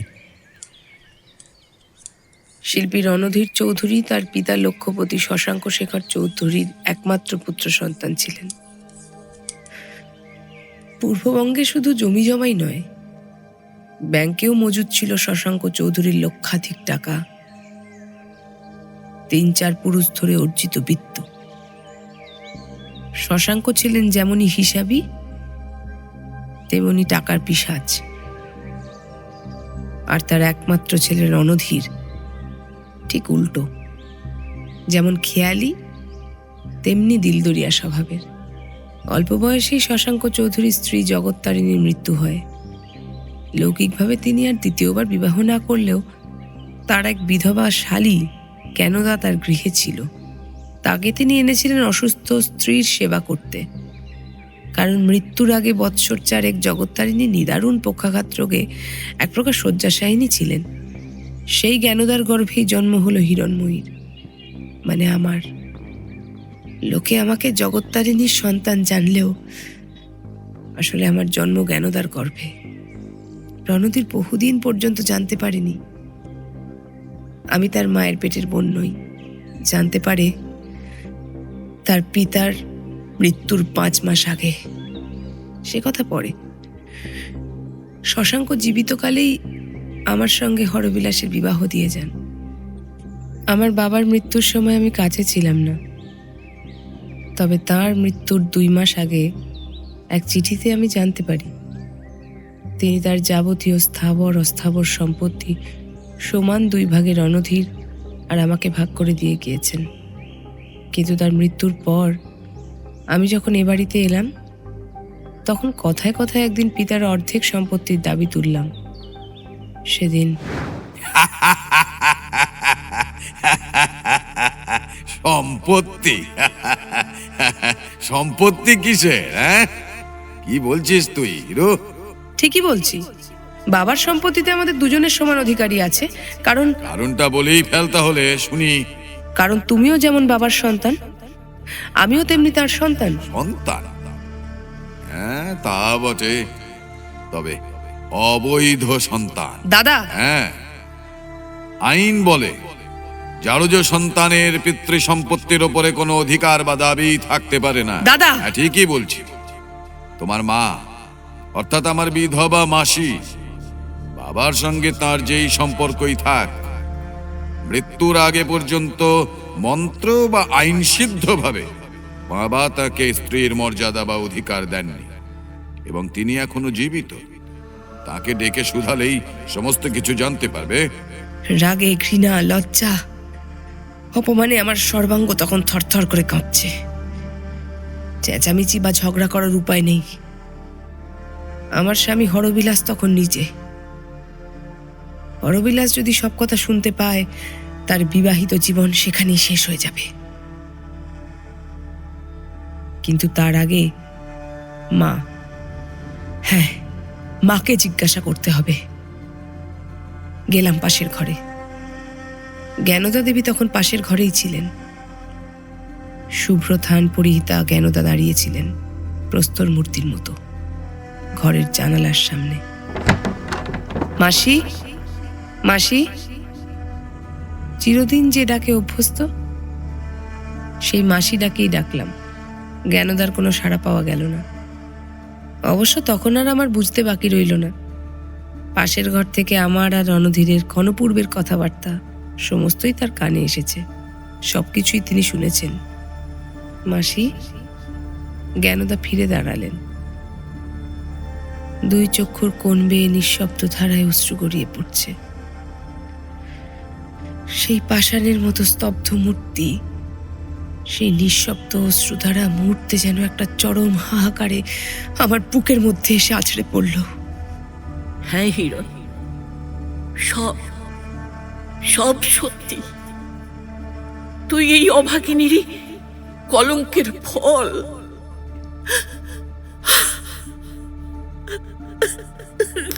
বলতে বলতে জ্ঞানদা দুই হাতে বোধ করি নিজের দুঃসহ লজ্জা ঢাকবার জন্যই মুখ ঢাকলেন। আমি নির্বাক। মাসি জ্ঞানদা এগিয়ে আসছিলেন দুই হাতে আমাকে বুকে নেবার জন্য, কিন্তু পাগলের মতো ক্ষিপ্ত কণ্ঠে চিৎকার করে উঠলাম, না না, তুমি আমায় ছুঁয়ো না, তুমি আমার কেউ না, আমি তোমার কেউ না, কলঙ্কিনী, রাক্ষসী। বলতে বলতে ছুটে ঘর থেকে বেরিয়ে সিঁড়ি দিয়ে নামতে গিয়ে পা পিছলে গড়াতে গড়াতে পড়ে গিয়ে অজ্ঞান হয়ে গিয়েছিলাম আমি। সেই পড়ে গিয়ে পিঠের শিরদাঁড়ায় প্রচন্ড আঘাত লাগলো। 3 মাস শয্যায় পড়ে রইলাম। সুস্থ হলাম,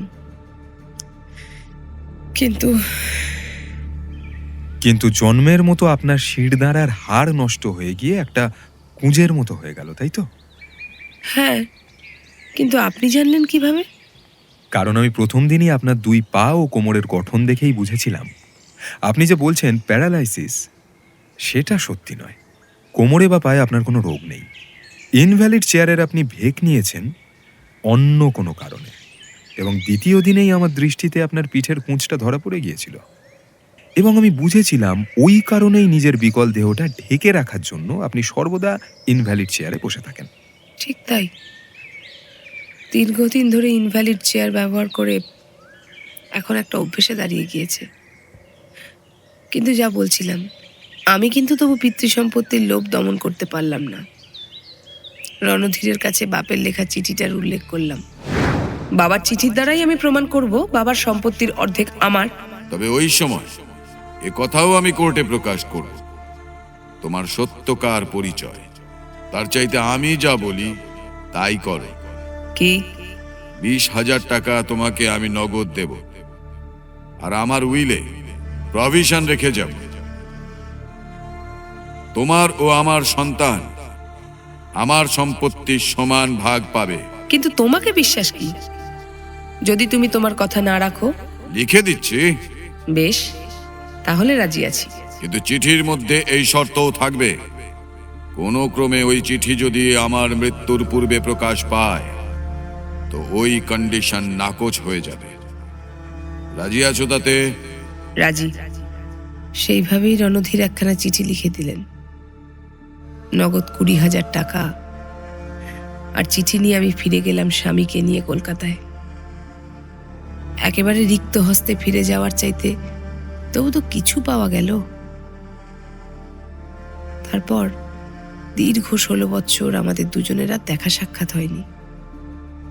তবে আমি শুনেছিলাম রণধীর তার স্ত্রীর মৃত্যুর পর তার 2 যমজ কন্যা বনলতা আর সোমলতাকে নিয়ে নিরালায় এসে বসবাস করছে। ওই ছবি দুটি তাহলে তাঁদেরই? হ্যাঁ, বনলতা আর সোমলতা 2 বোন, দাদারই হাতে আঁকা ছবি। তার মানে বনলতা আর সোমলতা সমবয়সী এবং দুজনে পিঠোপিঠি বোন, তাই তো? হ্যাঁ। আমি তাকিয়েছিলাম দেওয়ালে টাঙানো পাশাপাশি অয়েল পেন্টিং দুটোর দিকে। হিরণময়ী দেবীর মুখের দিকে তাকালাম। মনে হচ্ছিল ওর আরও কিছু বলার আছে, কিন্তু কথাগুলো যেন আটকে যাচ্ছে গলায়। দৃষ্টি সরিয়ে কিরিটির দিকে তাকালাম। গভীর চিন্তায় ডুবে আছে সে। হাতে জ্বলতে থাকা সিগারেটটা নিঃশব্দে পুড়ে চলেছে, অথচ সেদিকে তার কোনো খেয়ালই নেই। কোনো এক বিশেষ ভাবনা যেন পুরোপুরি গ্রাস করে রেখেছে তাকে। কিন্তু সেটা কি? হিরণময়ী দেবীর বর্ণনার মধ্যে এমন কি পেল কিরিটি যা তার মাথায় এই চিন্তার ঝড় তুলল? শতদল রহস্যের কোনো সূত্র কি সে ধরে ফেলেছে? একটু আগে রাস্তায় আস্তে আস্তে কিরিটি বলেছিল অন্ধকারের মধ্যেই সে আলো দেখতে পেয়েছে, কিন্তু সবকিছু এসে যেন একটা জায়গায় গিঁট বেঁধে আছে। সেই গিঁটটা খুলতে পারলেই পরিষ্কার হয়ে যাবে সবকিছু। হিরণময়ী দেবীর কথার মধ্যেই কি সেই সূত্রটা সে খুঁজে পেয়েছে? কেন শতদলবাবুর প্রাণের ওপর বারবার এভাবে হামলা হচ্ছে, আর কেই বা বারবার তাঁকে হত্যা করার চেষ্টা করছে? এইটুকুই কি আপনার বলবার ছিল হিরণময়ী দেবী? হ্যাঁ। আর কি কিছুই আপনার বলবার নেই? না। আপনি তো কই আমাকে এখনো বললেন না যে আপনার স্বামী কবিতা দেবীর বাড়িতে কেন গিয়েছিলেন? আমি যতদূর জানি আমার স্বামী 2 দিন মোটে বাড়ি থেকে বেরই হননি। হ্যাঁ, আপনার জানিতভাবে বের হননি এটা আমি বিশ্বাস করি, কিন্তু তিনি যে গিয়েছিলেন এটাও ঠিক। কারণ দৈবক্রমেই তার হাতের আংটির পাথরটা সেখানে খসে পড়ে গিয়েছে, সেটা প্রমাণ করে দিয়েছে। এক্ষেত্রে অস্বীকার করার তো কোনো উপায় নেই, দৈবই যে প্রতিকূল। কিন্তু আপনি বিশ্বাস করুন মিস্টার রয়, আমার স্বামীর শতদলকে হত্যা করার কোনো কারণই নেই, এবং তিনি তা করবার চেষ্টাও করেননি। আমি বিশ্বাস করি হিরণময়ী দেবী যে হরবিলাসবাবু সে কাজ করেননি, কিন্তু তিনি যে শরৎবাবুর বাসায় গিয়েছিলেন যে কোনো কারণেই হোক, সেটা আমার স্থির বিশ্বাস।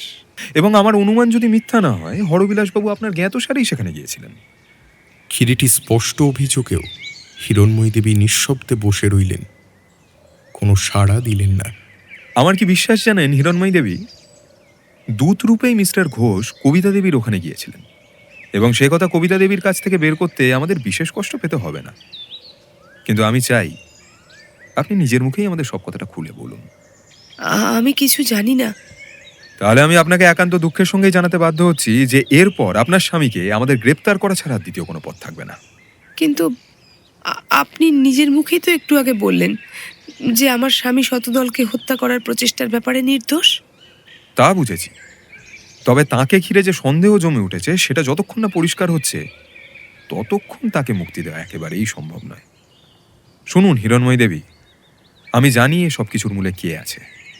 আপনি আপনি জানেন? হ্যাঁ জানি। তবে তবে আপনি তাকে ধরিয়ে দিচ্ছেন না কেন?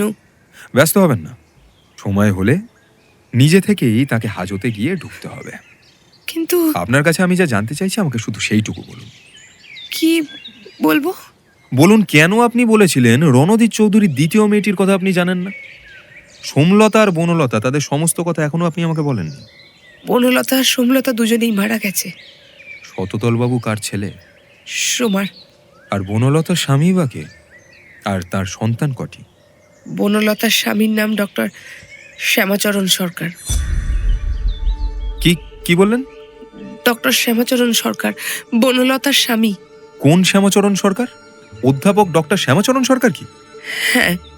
তাহলে তাহলে হরবিলাসবাবু কবিতা দেবীর ওখানে গিয়েছিলেন কেন? আপনাকে তো আমি বললাম আমার স্বামী সেখানে যাননি এবং কবিতার সঙ্গে তার কোনো পরিচয়ও নেই। তা হতে পারে না। Simply absurd. এটা একেবারেই অসম্ভব। নিশ্চয়ই হরবিলাসবাবু কবিতা দেবীর ওখানে গিয়েছিলেন এবং তিনি শতদলবাবুকে নার্সিংহোমে ফুল ও মিষ্টি পাঠাতে বলেও এসেছিলেন, এও সত্যি। কিন্তু একটা কথাই বোঝা যাচ্ছে না যে কেন কেন তিনি ও কথা কবিতা দেবীকে বলতে গেলেন। আর আমার অনুমান যদি মিথ্যা হয়, আপনার স্বামীর হাতের আংটিটা কতদিন ওর হাতে আছে আমাকে বলতে পারেন? তা 10-12 বছর তো হবেই। 10-12 বছর? তা আপনি আমাকে বলুন তো, তার হাতের আংটির পাথরটা শেষ কবে আপনার নজরে পড়েছিল? সীতার মৃত্যুর আগের দিনও আংটির পাথরটা ঠিক ছিল, যেন দেখেছি বলেই মনে হয়। তাহলে আর কি হবে? চল সুব্রত, ওঠা যাক। কিন্তু আমার স্বামী?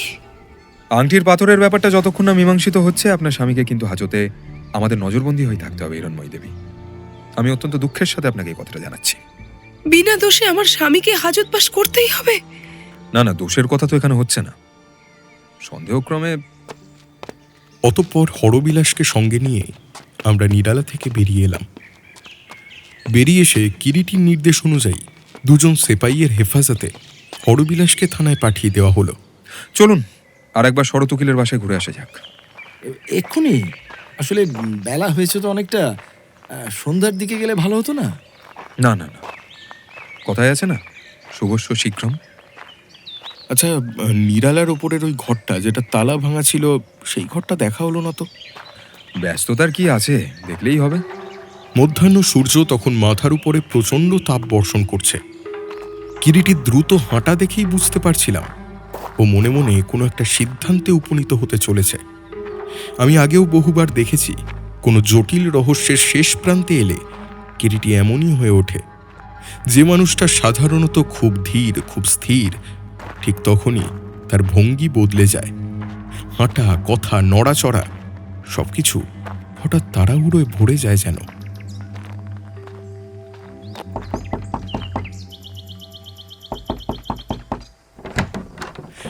ঠিক দুপুরবেলায় সেদিন দ্বিতীয়বার আমাদের সেখানে দেখে কবিতা দেবী স্পষ্টতই একটু অবাক হলেন।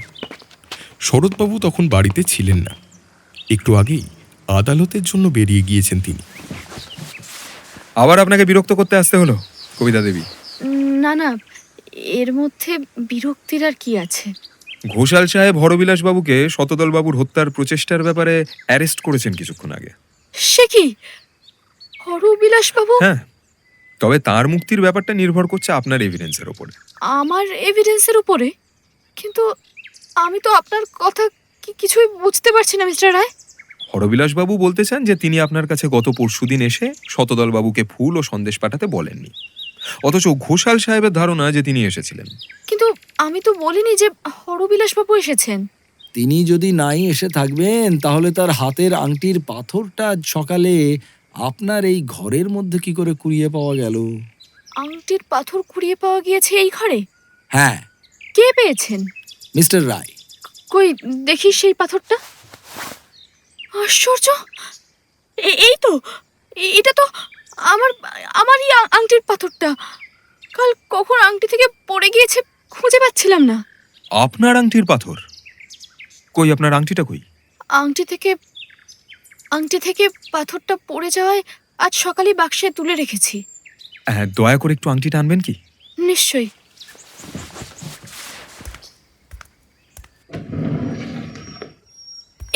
এই দেখুন। কিন্তু এই আংটি তো আপনার হাতের আঙুলে ফিট করার কথা নয় কবিতা দেবী। আপনি আমাকে বলুন তো এটা কার আংটি? কেন? আমার? না না না না না, কই আপনি পড়ুন তো। অবশ্য আংটিটা একটু বড়ই হয় আমার আঙুলে। তাই তো বলছিলাম, সত্যি করে বলুন তো আংটিটা কার? আমারই। না, আপনার নয়। কেউ নিশ্চয়ই আপনাকে আংটিটা দিয়েছে, তাই নয় কি কবিতা দেবী? হ্যাঁ। কে দিয়েছেন? ক্ষমা করবেন কিরিটি বাবু, ব্যাপারটা আমার ব্যক্তিগত। আচ্ছা, আপনি আমাকে একটা কথা বলুন তো, পরশু আপনাকে কে এসে বলেছিল যে শতদল বাবুকে ফুল ও সন্দেশ পাঠাতে নার্সিংহোমে? তাকে চিনি না, দেখিনি কখনো। দেখতে কেমন? বয়স 50-এর নিচে হবে বলে তো মনে হয় না। মুখে দাড়ি গোঁফ ছিল, একটু খুঁড়িয়ে খুঁড়িয়ে হাঁটছিল। নাম কিছু বলেনি আপনাকে? না, জিজ্ঞাসা করিনি।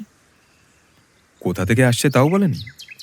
হ্যাঁ, বলেছিল নার্সিংহোম থেকেই, সেখানেই নাকি কাজ করে।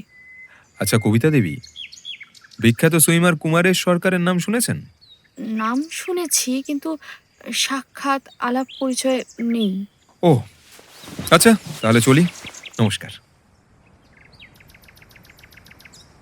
হোটেলে ফিরে খাওয়া দাওয়া সেরে কিরিটি ঘরের ভেতর একটা আরাম কেদারায় শুয়ে চোখ বুজল। আমি একটা বাংলা বই হাতে নিয়ে বিছানায় উঠে বসলাম। সারাদিনের হাঁটাহাঁটিতে শরীর এমনই ক্লান্ত ছিল, কখন যে দু চোখ বুজে এসেছিল টেরই পাইনি। ঘুম ভাঙল একেবারে সন্ধ্যার দিকে। তাড়াতাড়ি উঠে বসতেই চোখে পড়ল কিরিটি নিঃশব্দে অস্থির পায়ে ঘরের ভেতর পায়চারি করছে। তার হাতে তখন সেই চিঠিটা, শতদল বাবুর কাছ থেকে চেয়ে নেওয়া রণধীরের আঁকা ছবি সহ চিঠিটা।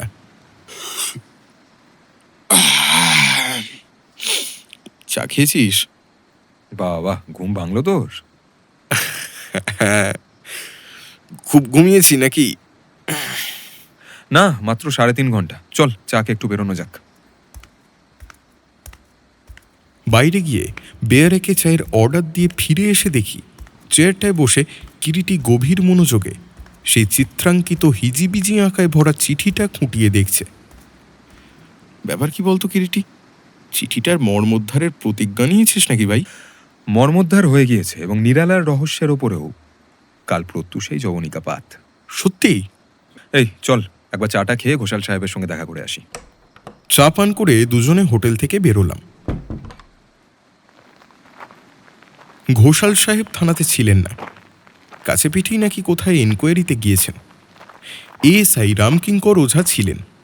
একটা চিঠি লিখে চিঠিটা খামের মধ্যে পুরে সেটা ওঝার হাতে দিয়ে আমরা থানা থেকে বেরিয়ে এলাম। ঘণ্টাখানেক প্রায় সমুদ্রের ধারে কাটিয়ে রাত 8:30 নাগাদ হোটেলে ফিরলাম, এবং এসেই আমাকে কোনো কথার অবকাশ মাত্র না দিয়ে কিরিটি দোতলার দিকে চলে গেল।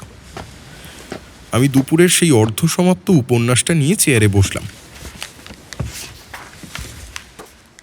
উপন্যাসের কাহিনীটার মধ্যে একেবারে ডুবে গিয়েছিলাম।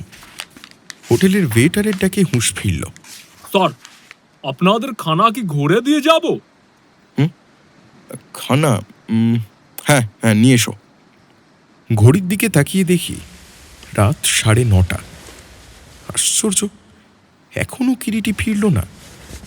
উঠে ডাকতে যাব এমন সময় কিরিটি এসে ঘরে প্রবেশ করল। বাবা, এতক্ষণ ছিলি কোথায়? কোথায় আর থাকবো, সমুদ্রের ধারে রানুদেবীর সঙ্গে একটু গল্প করছিলাম।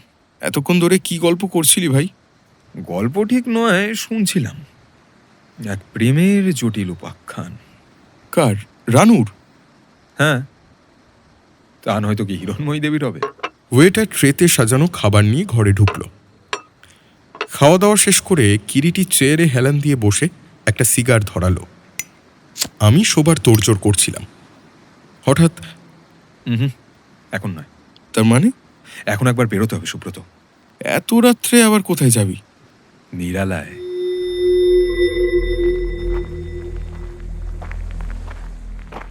কালো ঘন অন্ধকার রাত। সমুদ্রের ধার ধরে দুজনে হেঁটে চলেছি নিরালার দিকে। ডান দিকের অন্ধকার থেকে গর্জে উঠছে সমুদ্র, যেন গভীর কোনো যন্ত্রণায় পাগলের মতো আছড়ে পড়ছে তটে। নিরালার সামনে এসে ঘড়ির দিকে তাকালাম। রাত প্রায় 11:15। কিন্তু কিরিটি সামনের দিক দিয়ে ঢুকল না, চুপচাপ পিছনের দিকে ঘুরে গেল। 1.5 মানুষ সমান উঁচু প্রাচীর। দড়ির মই লাগিয়ে আগে কিরিটি, তারপর আমি ওটা টপকে পড়লাম নিরালার পিছনের বাগানে।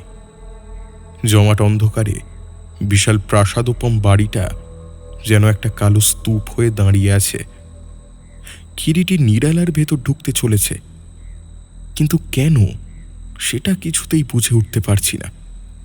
কি তার উদ্দেশ্য? চারিদিক জুড়ে অবহেলায় বেড়ে ওঠা জঙ্গল, সাপের ভয় তো আছেই।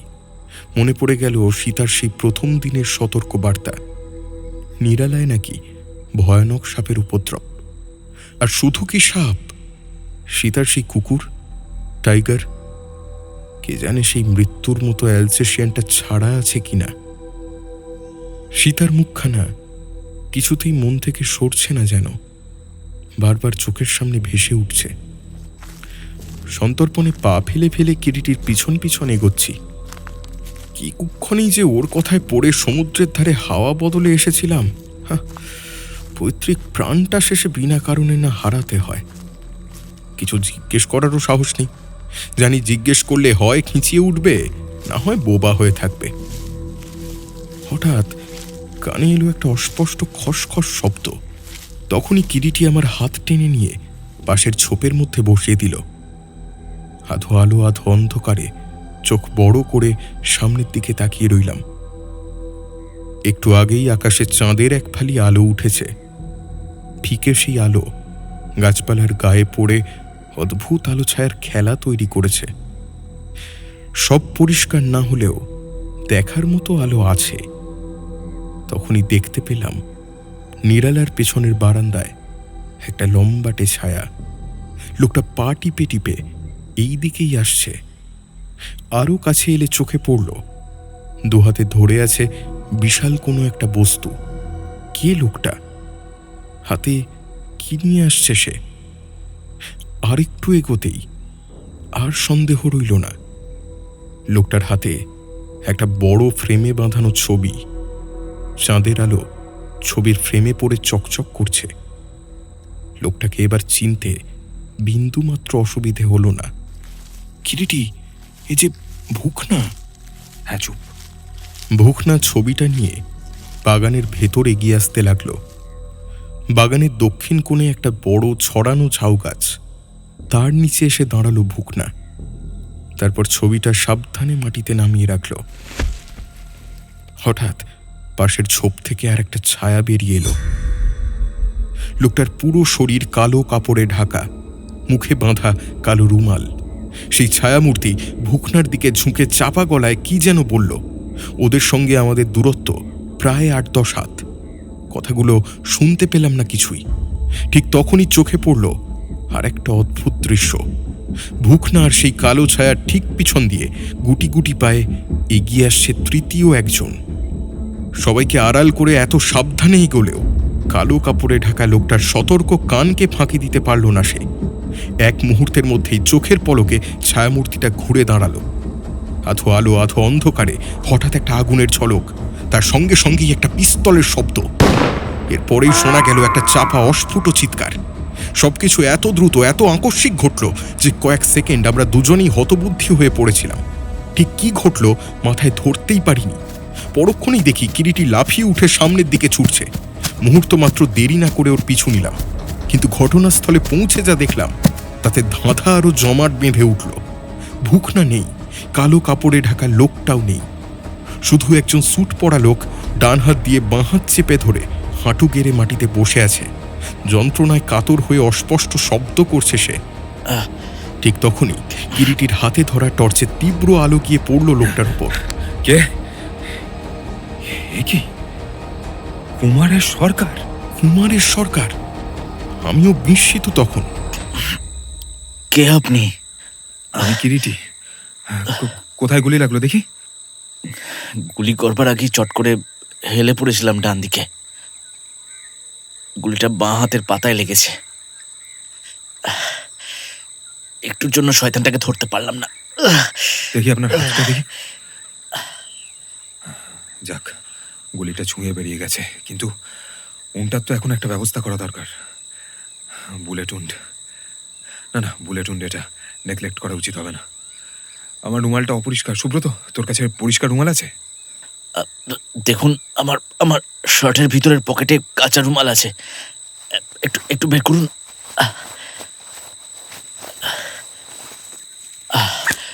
কিন্তু কিন্তু লোকগুলো যে পালিয়ে গেল। হ্যাঁ, পালাবে আর কোথায়? নিজের জালে নিজেরাই আটকে পড়েছে এখন। অন্যের সঞ্চিত গুপ্তধনের প্রতি লোভ একবার জন্মালে সে লোভ সংবরণ করা বড় দুঃসাধ্য মিস্টার সরকার। তাড়াতাড়িতে প্রাণ ভয়ে সেই বস্তুটিকেই তাদের এখানে ফেলে পালাতে হয়েছে যখন, এই জায়গা ছেড়ে তারা খুব বেশি দূর যেতে পারবে না। না জেনে আগুনে হাত দিলে হাত পড়েই বই কি, সেটাই আগুনের ধর্ম। সে পোড়া হাত খুঁজে বের করতে আমাদের খুব বেশি বেগ পেতে হবে না। কিন্তু আমাকে একটা কথা বলুন তো, কিন্তু কালো কাপড়ে আবৃত মূর্তিটিকে অন্তত আপনার চেনা উচিত ছিল মিস্টার সরকার। চিনতেই পারলেন না? না, ভুকনাকে চিনেছিলাম, কিন্তু যাক, চলুন, আপনার হাতের ক্ষতস্থানটি সর্বাগ্রে একটা ব্যবস্থা করা প্রয়োজন। চলুন দেখি ওপরের তলায় শতদলবাবুর ঘরে যদি কোনো ওষুধপত্র থাকে। সুব্রত, ছবিটা একা নিয়ে যেতে পারবি না? হ্যাঁ, কেন পারবো না, চল।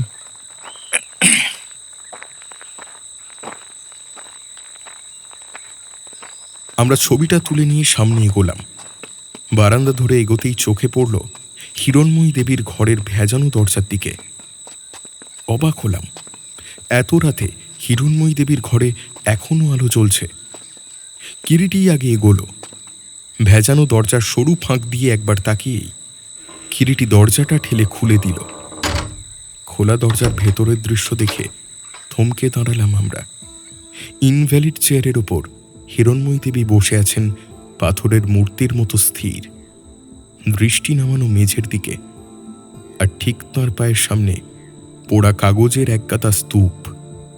ছবিটা বাইরের দেওয়ালের সঙ্গে ঠেস দিয়ে রেখে আমি আর কুমারেশ ঘরের ভেতর ঢুকলাম। ঘরের বাতাসে কাগজ পোড়ার কটু গন্ধ। এখনো পাতলা ধোঁয়ার আস্তরণ ভেসে আছে চারদিকে। আমরা ঘরে ঢুকলেও হিরণময়ী দেবী যেন টেরই পেলেন না। নিজের ভেতর এতটাই ডুবে আছেন যে আমাদের তিনজনের প্রবেশও তার সমাধিস্থ নীরবতাকে এক চুলও নড়াতে পারল না। আরও কাছে এগোলাম, তবু আশ্চর্য, হিরণময়ী দেবীর কাছ থেকে কোনো সাড়া নেই। নিস্তব্ধ, সম্পূর্ণ নিশ্চুপ। হিরণময়ী দেবী? না, সাড়া নেই তবু। হিরণময়ী দেবী শুনছেন? এবারে মুখ তুলে তাকালেন হিরণময়ী দেবী। ঘরের আলোয় হিরণময়ী দেবীর মুখের দিকে চাইলাম। মরার মতো ফ্যাকাশে রক্তহীন মুখ, আর দুই চোখের দৃষ্টিও যেন ঘষা কাঁচের মতো নিশ্চল, প্রাণহীন। হিরণময়ী দেবী? ফ্যালফ্যাল করে তাকিয়ে থাকেন হিরণময়ী দেবী। কোনো সারা শব্দই দেন না।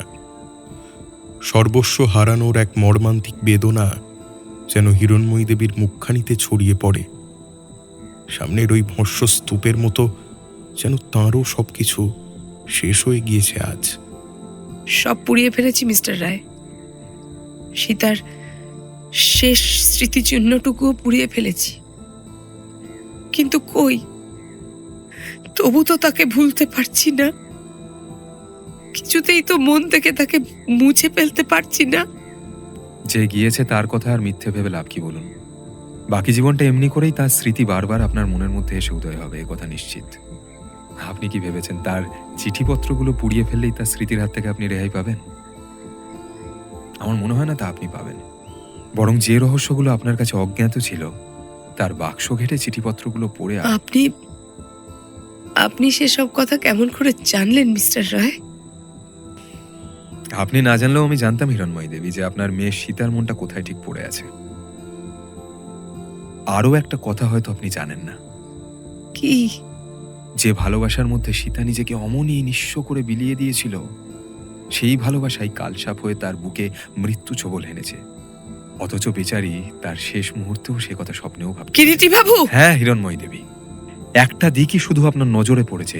মালাটাই আপনি দেখেছেন, কিন্তু মালার মধ্যে ছিল যে দংশটা কীট, সেটা আপনার নজরে পড়েনি। আমার যেসব গোলমাল হয়ে যাচ্ছে মিস্টার রায়, এসব আপনি কি বলছেন? সময় তো আর নেই হিরণময়ী দেবী। সত্যি কথা বলতে এক্ষুনি আমাকে নার্সিংহোমে যেতে হবে। কুমারেশ বাবুর হাতে গুলি লেগেছে, একটা ড্রেসিং ওর বিশেষ প্রয়োজন। কুমারেশ? হ্যাঁ, আপনি দেখুন তো একে চিনতে পারছেন কিনা। কে? চিনতে পারছেন না? বনলতা দেবী ও অধ্যাপক শ্যামাচরণ সরকারের একমাত্র ছেলে কুমারেশ সরকারিনী। সে কি? তবে যে শুনেছিলাম। কি শুনেছিলেন? তার কোনো পাত্তাই পাওয়া যাচ্ছে না। হ্যাঁ, তার জবাব অবশ্যই উনি সঠিক দিতে পারবেন। আচ্ছা, আমরা এবারে চলি হিরণময়ী দেবী। ও, একটা ছবি আপনার জিম্মায় রেখে যেতে চাই হিরণময়ী দেবী। সুব্রত, ছবিটা ওনার কাছে রেখে যা। ছবি? কিসের ছবি? আমি ততক্ষণে ঘরের বাইরে গিয়ে ছবিটা এনে হিরণময়ী দেবীর পায়ের কাছে নামিয়ে রাখলাম। এ কি? এ ছবিটা দাদার স্টুডিও ঘরে ছিল না? হ্যাঁ, আর যত বিভ্রাট এই ছবিটা নিয়েই। এটা চুরি করার মতলবেই গত রাত্রে এ বাড়িতে চোরের আবির্ভাব ঘটেছিল। এই ছবিটা চুরি করতে? কি বলছেন আপনি মিস্টার রয়? হ্যাঁ, বললাম তো আপনাকে, নিরালা রহস্যের মূলে এই ছবিটাই আছে। তবে তবে আমার মেয়ে সীতাকে একান্ত অনাকাঙ্ক্ষিতভাবেই আপনার মেয়ে হত্যাকারীর স্বার্থের সঙ্গে জড়িয়ে গিয়েছিল, তাই তাকে প্রাণ দিতে হলো। কিন্তু আমার আর দেরি করা চলবে না, ওইদিকে সময় বয়ে যাচ্ছে, চলি। একটা কথা মিস্টার রয়। হ্যাঁ, বলুন। আমার স্বামী। সেই কথার জবাব তো সকালেই আপনাকে দিয়েছে হিরণময়ী দেবী।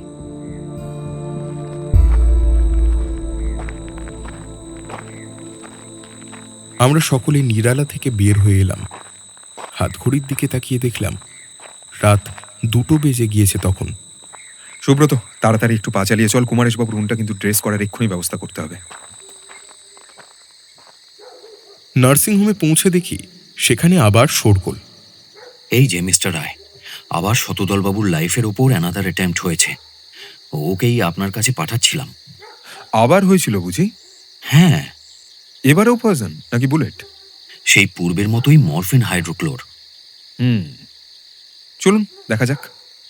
এবারও ঠিক সময় মতো ব্যাপারটা জানতে পারায় কোনো রকমে ভদ্রলোককে বাঁচানো গিয়েছে, কিন্তু আর না মশাই, ও ঝঞ্ঝাটা আর আমার নার্সিংহোমে রাখতে সাহস হচ্ছে না মিস্টার রায়। আপনারা অন্য ব্যবস্থা করুন। ভয় নেই ডক্টর চ্যাটার্জি, হত্যাকারীর এটা লাস্ট শো, খেলা তার ফুরিয়েছে। কিন্তু এবারেও কি কড়া পাকের সন্দেশ নাকি? না না, এবারে আরো সিরিয়াস। কিরকম? হাসপাতালের দেওয়া দুধ পান করেই অসুস্থ হয়ে পড়েন উনি। তা দুধটা কি কেবিনে দিয়ে এসেছিল? নার্সই দিতে এসেছিল। সে বলল রাত 10টায় দুধ নিয়ে এসে শতদলবাবুর কেবিনে ঢুকে দেখে আপাদমস্তক মুড়ি দিয়ে ঘরের আলো নিভিয়ে শতদলবাবু ঘুমোচ্ছেন। তাই আর তাকে বিরক্ত না করে দুধটা মাথার ধারে মেডিসিন কাভারের ওপর একটা কাঁচের প্লেট দিয়ে ঢেকে রেখে কেবিন থেকে বের হয়ে আসে। তারপর রাত যখন 1:30 ডিউটি নার্স সরলা শতদলবাবুর কেবিনের সামনে দিয়ে যেতে যেতে একটা অস্পষ্ট গোঙানির শব্দ পেয়ে তাড়াতাড়ি কেবিনের মধ্যে প্রবেশ করে। আলো জেলে দেখে শতদল শয্যার ওপর গোঁ গোঁ করছে। তাড়াতাড়ি আমাকে খবর দেয়, আমি ছুটে যাই। এখন কেমন আছেন? এখন একটু ভালো। ভালো কথা। ডক্টর চ্যাটার্জি, কুমারেশবাবুর হাতটা জখম হয়েছে, একটু দেখে ব্যবস্থা করে দিন প্লিজ। নিশ্চয়ই, কিন্তু সব বলবো আপনাকে, আগে হাতটা পরীক্ষা করে ব্যবস্থা করুন। আমরা ততক্ষণ শতদলবাবুর সঙ্গে একটু দেখা করে আসি। চল সুব্রত। নির্জীবের মতো শতদলবাবু তাঁর নির্দিষ্ট কেবিনে শুয়েছিলেন। মাথার কাছে একটা টুলে বসেছিল একজন নার্স। আমাদের দুজনকে ঘরে ঢুকতে দেখে সে উঠে দাঁড়ালো। কিরিটি চোখের ইশারায় তাকে বাইরে যেতে বলল। নীরবে নার্স কেবিন ছেড়ে বেরিয়ে গেল। কিরিটি শয্যার সামনে এসে কিছুক্ষণ চুপ করে দাঁড়িয়ে রইল। নির্জীব হয়ে পড়ে থাকা শতদলবাবুর কাছে এসে তাকিয়ে রইল কেবল। তারপর ধীরে ধীরে সে ঘরের অন্য দিকে গেল, বাগানের দিকের খোলা জানালাটার সামনে। জানালায় একটু ঝুঁকে বাইরের দিকে কি যেন খেয়াল করে দেখতে লাগলো সে। ঠিক সেই সময় শতদল চোখ মেলে তাকালো। নার্স? আমি নার্সকে ডাকতেই যাচ্ছিলাম, কিন্তু কিরিটি চোখের ইশারায় আমাকে বারণ করলো। এসে দাঁড়ালো শয্যার একেবারে কাছে। শতদলবাবু। কে? হ্যাঁ, আমি কিরিটি। কেমন আছেন? মিস্টার রায় এসেছেন? আবার আমার লাইফের ওপর অ্যাটেম্প্ট নিয়েছিল জানেন? হ্যাঁ, তাই তো শুনলাম। এবার দুধের সঙ্গে। হ্যাঁ, বড্ড কাঁচা কাজ করে ফেলেছে। কাঁচা কাজ? হ্যাঁ, আর সেই জন্যই সে আমার চোখে ধরাও পড়ে গিয়েছে। ধরা পড়েছে? হ্যাঁ শতদলবাবু, জানেন তো একটা কথা কি, আপনি যে রণধীর চৌধুরীর চিঠিটা আমাকে দিয়েছিলেন তার মর্মার্থ আমি উদ্ধার করতে পেরেছি। চিঠি? হ্যাঁ, মনে নেই আপনার? যে চিঠিটা আপনার কাছ থেকে আমি চেয়ে নিয়েছিলাম। ও, আর সেই চিঠির মর্মোদ্ধারের সঙ্গে সঙ্গে হত্যাকারীও আমার চোখের সামনে স্পষ্ট হয়ে উঠেছে, জানেন তো? হত্যাকারী? হ্যাঁ, সীতাকে যে হত্যা করেছে। চিঠিটা কিন্তু শিল্পীর একটা অদ্ভুত খেয়ালই বলতে হবে। আর আপনার কথাই ঠিক শতদলবাবু, ওই চিঠিটাই রণধীর চৌধুরীর হুইল। আমি তো আপনাকে সেই দিনই বলেছিলাম, কিন্তু দিদিমা মানতে চাননি। ভুল করেছিলেন তিনি। কিরিটি, তুই সত্যি চিঠিটার মানে বের করতে পেরেছিস? হ্যাঁ রে, চিঠিটার প্রত্যেকটা লাইনের পাশে পাশে যে সাংকেতিক অঙ্ক বসানো আছে, সেইটাই চিঠিটার মর্মোদ্ধারের সংকেত। এই এই দেখ পর। মোটামুটি চিঠিটাই বলেছে বটে যে নিরালা বাড়ি ও তার যাবতীয় সবকিছু আমাদের শতদলবাবুই পাবেন। তবে তার মধ্যে আরও একটা নির্দেশ আছে, সেটা হচ্ছে ওই সাংকেতিক অঙ্কগুলোর মধ্যে। অঙ্ক অনুসারে প্রত্যেক লাইনে সমান সংখ্যক কথাগুলি নিলে তার অর্থ এই দাঁড়ায়, নির্দেশ: আমার মৃত্যুর পর স্টুডিওতে প্রপ্রীতাময়ের ছবির সত্ত্ব কুমারেশের হইবে। কি বলছেন আপনি মিস্টার রায়? হ্যাঁ শতদলবাবু, আমার কথা যে মিথ্যা নয় চিঠিটা তার প্রমাণ দেবে। এবং নিরালা ও তার মধ্যেকার যাবতীয় সম্পত্তি আপনি পেলেও রণধীর চৌধুরীর প্রপ্রীতাময়ের ছবিটা কুমারের সরকারই পাবেন। কুমারের সরকার? হ্যাঁ, কুমারের সরকার। তিনিও কিন্তু আজ এখানে উপস্থিত। কুমারেশকে তাহলে খুঁজে পাওয়া গেছে? নিশ্চয়ই। ওই যে ঠিক সেই সময় ডক্টর চ্যাটার্জির সঙ্গে কুমারের সরকার হাতে ব্যান্ডেজ বাঁধা অবস্থায় কেবিনের ভেতর এসে দাঁড়ালেন। কুমারেশবাবু, let us hear your story. আপনি কেমন করে হঠাৎ উধাও হয়ে গিয়েছিলেন আর কোথায় বা এতদিন বন্দী হয়েছিলেন, কেমন করে সমস্তটা আমাদের একটুখানি খুলে বলুন। আপনি সে কথা কি করে জানলেন মিস্টার রায়? অনুমানের ওপর নির্ভর করেই জেনেছি মিস্টার সরকার। এখন তো বুঝতে পারছেন, অনুমান আমার ভুল হয়নি। Now let us have the story. আশ্চর্য মিস্টার রায়, সত্যি আগাগোড়া ব্যাপারটা এখনো আমার কাছে একটা দুর্বোধ্যের মতোই মনে হয়। মনে হয় সবটাই যেন প্রথম হতে শেষ পর্যন্ত একটা দুঃস্বপ্ন। তবু বলছি, শুনুন। কুমারের সরকার তার কাহিনী শুরু করলেন। আপনি হয়তো জানেন না মিস্টার রায়, শিল্পী রণধীর চৌধুরীর আমি দৌহিত্র হলেও তার সঙ্গে আমাদের কোনোদিনও কোনো সম্পর্ক ছিল না। আমার মাকে তিনি ত্যায্য করেছিলেন।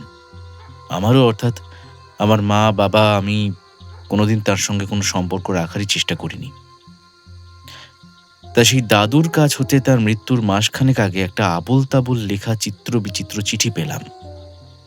খুব আশ্চর্য হয়েছিলাম এবং চিঠিটার মাথা মুন্ডু কিছুই বুঝতে পারিনি বলে সেই চিঠিটা ড্রয়ারের মধ্যেই অবহেলায় পড়েছিল। তারপর 7-8 মাস পরে হঠাৎ হরবিলাস দাদুর একখানা চিঠি পেলাম। হরবিলাস বাবুর চিঠি?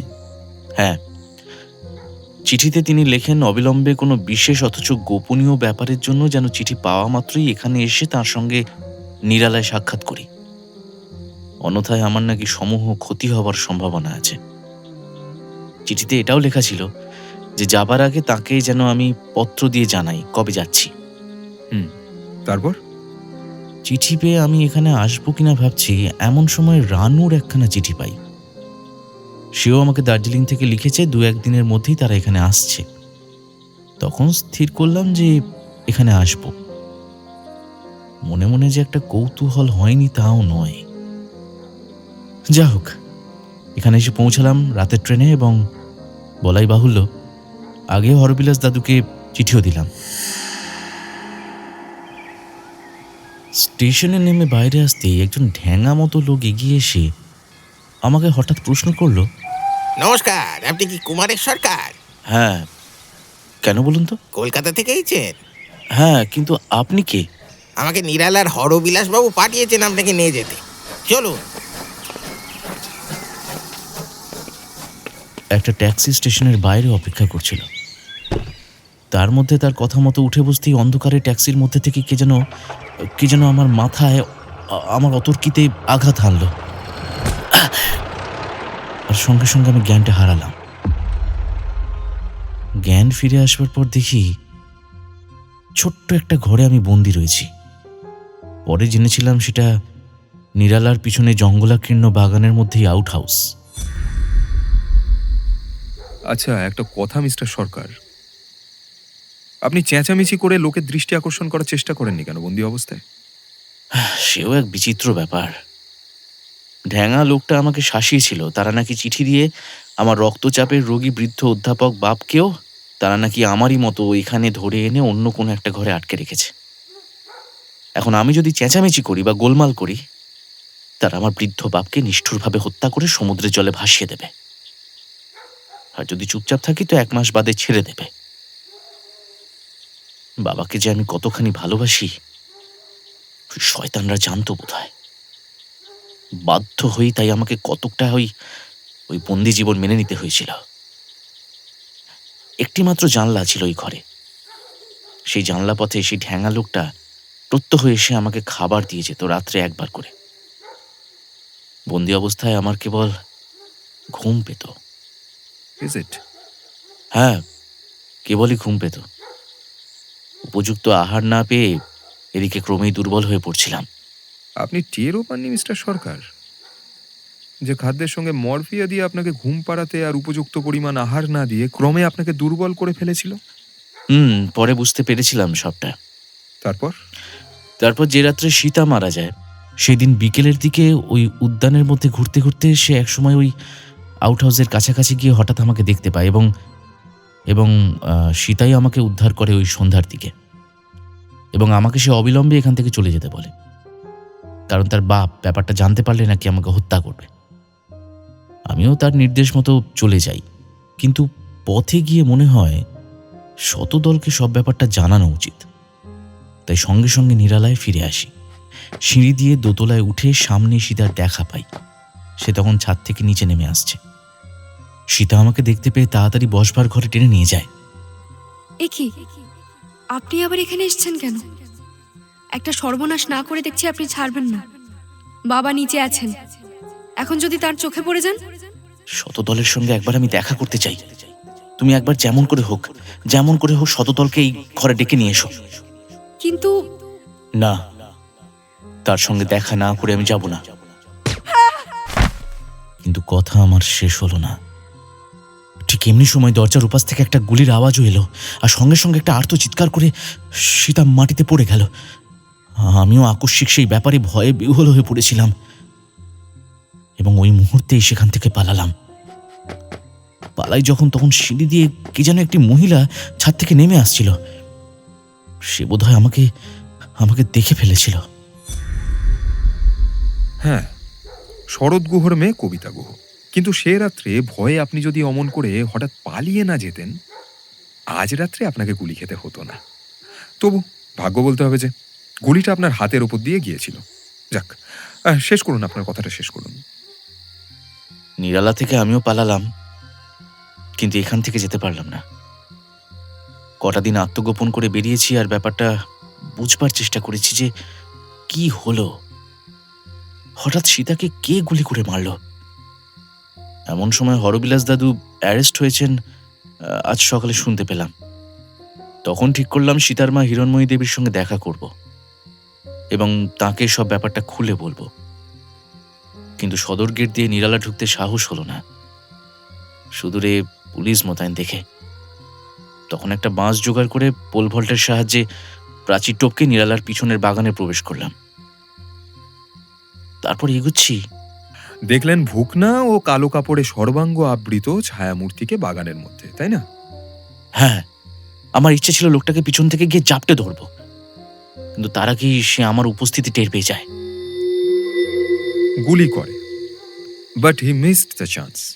এবং হত্যাকারী জানতো না যে তার আগে বাগানে প্রবেশ করে একটা ঝোপের মধ্যে অনতি দূরে আমি আর সুব্রত আত্মগোপন করে আছি।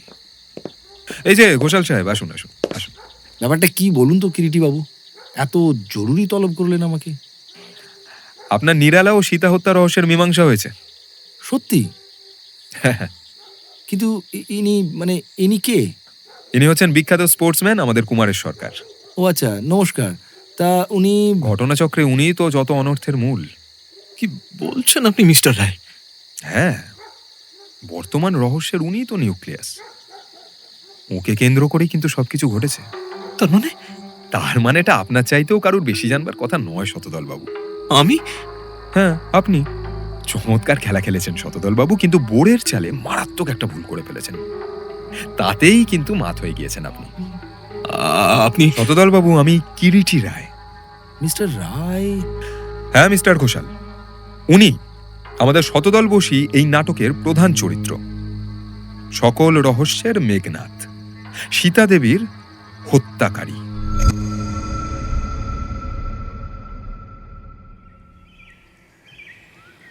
পরদিন সকালে নিরালাতে আমরা সকলে উপস্থিত হয়েছিলাম। আমি, হিরণময়ী দেবী, হরবিলাস, কুমারেশ, রানু, কবিতা গুহ এবং রসময় ঘোষাল। ঘোষাল সাহেবের অনুরোধে কিরিটি যথাক্রমে নিরালা এবং সীতার হত্যা রহস্যের সবিস্তারে বর্ণনা করল।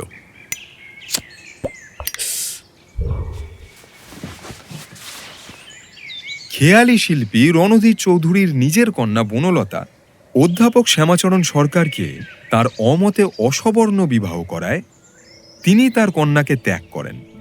কিন্তু ত্যাগ করলেও তিনি কোনোদিনই কন্যাকে ভুলতে পারেননি। যদিও কন্যা বনলতার জীবিতকালে তিনি কখনো তার মুখদর্শন করেননি, কন্যার মৃত্যুর পর ও নিজের মৃত্যুর পূর্বে বোধহয় পিতার মনে অনুশোচনা জন্মেছিল। ফলে তার যে সত্যিকারের সম্পদ ছিল, কতগুলো বহুমূল্যবান জুয়েল, সেইগুলো তাঁরই হাতে অঙ্কিত প্রপিতামহের অয়েল পেন্টিংয়ের ফ্রেমের মধ্যে কৌশল ভরে লুকিয়ে রেখেছিলেন। সেইগুলো তার মৃতা কন্যার একমাত্র পুত্র কুমারেশবাবুকেই দিয়ে যান উইল করে। অবশ্য শিল্পীর খেয়ালি মন তার, তাই উইলটাকে একটা বিচিত্র চিঠির মতো করে রেখে গিয়েছিলেন এবং তার একটি কপি নিরালায় সিন্ধুকে রেখে অন্য একটি কপি টাকে কুমারেশের কাছে পাঠিয়ে দিয়েছিলেন। অবশ্য এখানে কথা উঠতে পারে যে জুয়েলগুলো কুমারেশবাবুকেই যদি তার দেওয়ার ইচ্ছা ছিল, খোলাখুলিভাবে তো সেটা চিঠিতে কুমারেশবাবুকে জানিয়ে দিতে পারতেন, তাই না? তবু যে কেন তা না করে অমন একটা কৌতুক করে রেখে গিয়েছিলেন, তা একমাত্র তিনিই জানেন। তবে আমার মনে হয় এও তাঁর খেয়ালি মনের একটা বিচিত্র খেয়াল মাত্র। যাই হোক, রণধীর চৌধুরীর মৃত্যুর পর শতদলবাবু এখানে নিরালায় এসে ওই চিঠির সরল মানে অনুযায়ী সমস্ত সম্পত্তি নিজের হাতে নেন। চিঠিটার অপ্রকাশ্য সাংকেতিক অর্থটা তিনি প্রথমে ধরতে পারেননি। তারপর যখন হিরণময়ী দেবীর সঙ্গে সম্পত্তির ব্যাপারে তার কথা কাটাকাটি হয়, তখন হয়তো হিরণময়ী দেবীকে শতদল এই চিঠিটা দেখায়। আর তখনই তীক্ষ্ণ বুদ্ধিমতী হিরণময়ী দেবী চিঠিটা পড়ে মনে মনে সন্দেহযুক্ত হয়ে ওঠেন এবং খুব সম্ভবত ওই চিঠিটার কথা ভাবতে ভাবতে কোনো এক মুহূর্তে চিঠিটার সমস্ত সাংকেতিক রহস্য তার কাছে পরিষ্কার হয়ে যায় এবং তিনি কোনো এক সময়ে হয়তো শতদলকে কিছু বলেন। এই গেল প্রথম পর্যায়ে বা প্রথম অধ্যায়। এবার আমি আসবো রহস্যের দ্বিতীয় অধ্যায়। শতদল যে মুহূর্তে জানতে পারলে চিঠির আসল রহস্য কি, মনে মনে তার প্ল্যান তিনি ঠিক করে নিলেন। হরবিলাসের নামে বেনাম চিঠি দিয়ে ভুকনার সাহায্যে প্রথমেই কুমারেশকে এনে নিরালার বাগানের মধ্যে আউট হাউসে বন্দি করে ধীরে ধীরে মরফিয়া অ্যাডিক্ট করে তুলতে লাগলো এবং সেই সঙ্গে অপর্যাপ্ত আহার দিয়ে দুর্বল করে ফেলতে লাগলো। তার ইচ্ছা ছিল হয়তো চট করে কুমারেশকে হত্যা না করে ধীরে ধীরে তাকে মরফিয়ার নেশা ধরিয়ে ক্রিপেল করে ফেলবে এবং তারপরে হয়তো প্রয়োজন মতো সুযোগ বুঝে একেবারে শেষ করে ফেলতেও কষ্ট পেতে হবে না। দ্বিতীয় অধ্যায়ের এই হলো প্রথম খেলা। এবার দ্বিতীয় খেলা শুরু হলো হরবিলাস ও হিরণময়ী দেবীর ওপরে সন্দেহ জাগিয়ে তুলতে তাঁদেরও নিজের পথ থেকে সরানো। ঘটনাচক্রে আমিও সুব্রত এখানে এলাম এবং এখানকার স্থানীয় সংবাদপত্রে আমার এখানে আগমনে সংবাদ পেয়ে আমাকেও এই ঘটনার মধ্যে টেনে নিয়ে নিজেকে আরো সেভ করার মতলব করলে। আমার সঙ্গে চাক্ষুষ পরিচয় না থাকলেও সংবাদপত্রের মারফত আমার চেহারা ও পরিচয় শতদলের কাছে অজ্ঞাত ছিল না এবং এখানে এসে যে কোন হোটেলে আমি উঠেছি তা কিন্তু শতদলের আগেই জানা ছিল। একটা নাটকীয় কৌতুকের মধ্যে দিয়ে নিজে যেন আচমকা কোনো অদৃশ্য আততায়ীর হাতে পিস্তলের গুলিতে আহত হয়েছে এই রকম একটা পোজ নিয়ে শতদল আমার সামনে এসে আবির্ভূত হয়ে আমার দৃষ্টি আকর্ষণ করে আমাদের পরিচয় ঘটালো। প্রথমটায় ফ্র্যাঙ্কলি বলতে গেলে ব্যাপারটা আমি ঠিক বুঝতে পারিনি। পরে যখন তলিয়ে ভাবি তখনই সর্বপ্রথম আমার মনে সন্দেহ জাগে। শতদলের লাইফের ওপর 3-4 বার অ্যাটেম্প্ট হয়েছে। একবার হোটেলের সামনে গুলি করে, একবার নিরালার পথে পাথর গড়াবার গল্প বলে, একবার শয়ন ঘরে ছবির তার কেটে, একবার আবার নিজের ঘরে রিভলভার ছুড়ে আলোর চিমনি ভেঙে। সে আমার কাছে প্রমাণ করতে চেয়েছে ব্যাপারটা। প্রতিবার এই ব্যাপারগুলো আমি প্রথমে জেনুইন ভেবেছিলাম, কিন্তু তা সত্ত্বেও ব্যাপারটা মনের মধ্যে আমার সর্বদাই খচখচ করে অদৃশ্য কাঁটার মতো। কেন কেউ তাকে হত্যা করতে চাইবে?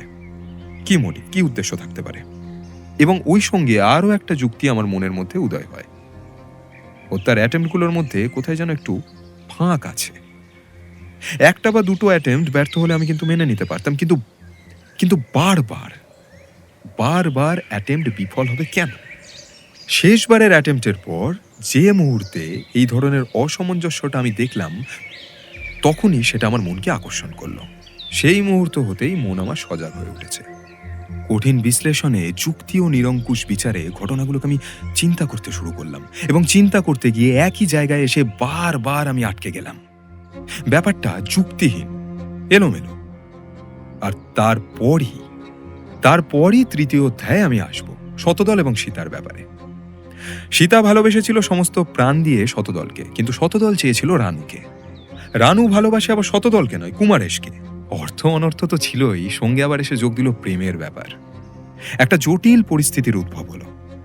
শতদল চায় রানুকে, রানু চায় কুমারেশকে, সীতা চায় আবার শতদলকে, আবার শতদল চায় কুমারেশের ন্যায্য পাওনা থেকে তাকে বঞ্চিত করতে। কুমারেশই হলো এক শতদলের পথের কাঁটা, দুই দিক দিয়ে। একা রামে রক্ষা নেই, তার উপর আবার সুগ্রীব দোসর, আকাঙ্ক্ষিতা নারী ও আকাঙ্ক্ষিত অর্থ। অতএব কুমারেশকে সরাতে পারলেই দুদিক পরিষ্কার শতদলের। কাজেই কুমারেশের ওপরেই পড়ল শতদলের যত আক্রোশ। শতদল আট ঘাট বেঁধে আসরে অবতীর্ণ হল। শতদলের বুদ্ধির প্রশংসা করতাম যদি না বোরের চালে দুটো মারাত্মক ভুল করে নিজে মাত হয়ে না যেত। সে 1 নম্বর ভুল করলে কুমারেশকে হত্যা না করে এখানে বন্দি করে রেখে, কারণ তাতে করে সীতাকে হত্যা করতে হতো না। সীতা কুমারেশের কথা জানতে পারার সঙ্গে সঙ্গেই হতভাগিনীকে চলে যেতে হলো ইহ জগৎ থেকে। আর সেইটাই হলো শতদলের দ্বিতীয় মারাত্মক ভুল, অর্থাৎ সীতাকে হত্যা করা। এবং সঙ্গে সঙ্গে আমার সমস্ত সন্দেহের মীমাংসা হয়ে গেল। আমি বুঝলাম সকল রহস্যের মেঘনাথকে। সীতাকে হত্যা করার পূর্ব মুহূর্তে নিজের লাল রঙের শালটা সীতার গায়ে দিয়ে ব্যাপারটা শতদল এমন করে সাজাতে চেয়েছিল যাতে সব লোকের ধারণা হয় আসলে সীতার হত্যাকারী শতদলকে হত্যা করতে চেয়েছিল, কিন্তু আলোয়ানের ব্যাপারে ভুল করে সীতাকে হত্যা করে ফেলেছে। সীতার হত্যা একটা পিওর অ্যাক্সিডেন্ট, ভিন্ন আর কিচ্ছু নয়। হাতের পাইপটা কখন এক সময় নিভে গিয়েছিল, সেটাই অগ্নিসংযোগ করে কিরিটি তার অর্ধসমাপ্ত কাহিনীটা শুরু করলে। এবার আমি আসব চতুর্থ অধ্যায়ে। রানু দেবীর সহোধ্যায়ী কবিতা দেবী। রানুদের কলকাতার বাসাতেই শতদলের সঙ্গে কবিতা দেবীর পরিচয় হয়, এবং কবিতা দেবীর মনে সেই পরিচয়টা গাঢ় হয়ে উঠে ভালোবাসায় পরিণত হয়। প্রথম ভিকটিম সীতা, এবং দ্বিতীয় ভিকটিম হলেন কবিতা দেবী। ব্যাপারটা আমি টের পেলাম একটি প্রবাল পাথর থেকে, এবং সেই জন্যই পাথরটা কবিতা দেবীর বাইরের ঘরে কুড়িয়ে পাওয়া ও পরে কবিতা দেবীর আংটির পাথরটা হারানোর সংবাদে কবিতা দেবী যখন আংটিটা এনে আমাকে দেখালেন, চকিতে আমার সব কথা মনে পড়ে গেল। এবং সেই সঙ্গে সঙ্গে কবিতা দেবী ও শতদলের রিলেশনটা চোখের সামনে আমার স্পষ্ট হয়ে উঠল। বুঝলাম কবিতা দেবীও শতদলের ফাঁদে পা দিয়েছেন। ডন জুয়ান শতদল। যাক, আবার পূর্বের কথায় ফিরে যাই। সীতাকে হত্যা করার পরই আমি সাবধান হলাম। শতদলকে আর ফ্রি রাখার সাহস আমার হলো না। নার্সিংহোমে গিয়ে ওকে চোখে চোখে রাখলাম, কিন্তু এবারে কবিতা দেবী হলেন তার সহায়। নার্সিংহোমের ব্যাপারগুলো কিন্তু সব কবিতা দেবীর সাহায্যেই ঘটে। কবিতা দেবীর বাড়িতে সন্দেশ ও ফুল নার্সিংহোমে পাঠানোর জন্য কেউ সংবাদ দেননি তাকে। It's a made up story. শতদলের পরামর্শ মতেই কবিতা দেবী যা করার করেছেন। এদিকে শতদল নার্সিংহোমে বন্দি থাকতে থাকতে অস্থির হয়ে উঠেছিল, কারণ কুমারেশ একবার যখন ছাড়া পেয়েছে সমস্ত প্ল্যানটাই তার বানচাল হয়ে যেতে পারে যে কোনো মুহূর্তে, সে ভয়টা তার ছিল। তাই ভুকনার সাহায্যে ফটোটা চুরি করে রাতারাতি এখানে সরে পড়ার মতলব ছিল তার। নার্সিংহোমের জানলা পথে ধুতি ঝুলিয়ে তার সাহায্যে নেমে গিয়ে সে নিরালায় যায়। নার্স দুধ নিয়ে যখন তার কেবিনে যায়, শতদল আলো নিভিয়ে ঘুমের ভান করছে, এবং নার্স চলে যাওয়ার সঙ্গে সঙ্গেই সে কেবিন ত্যাগ করে। কিন্তু ধর্মের কল নড়ে উঠল বাতাসে। ভাগ্যচক্রে সব গেল ভেস্তে। তাই বাধ্য হয়েই তাকে ছবিটা ফেলে কেবিনে ফিরে আসতে হলো, এবং আবার করতে হলো অভিনয়। কি অভিনয়? যে তার ওপর আরো একবার অ্যাটেম্প্ট হয়েছে, কিন্তু তখন বড্ড দেরি হয়ে গিয়েছে। কিন্তু শতদল বাবুই যে সবকিছুর মূলে, সেটা আপনি জানলেন কি করে?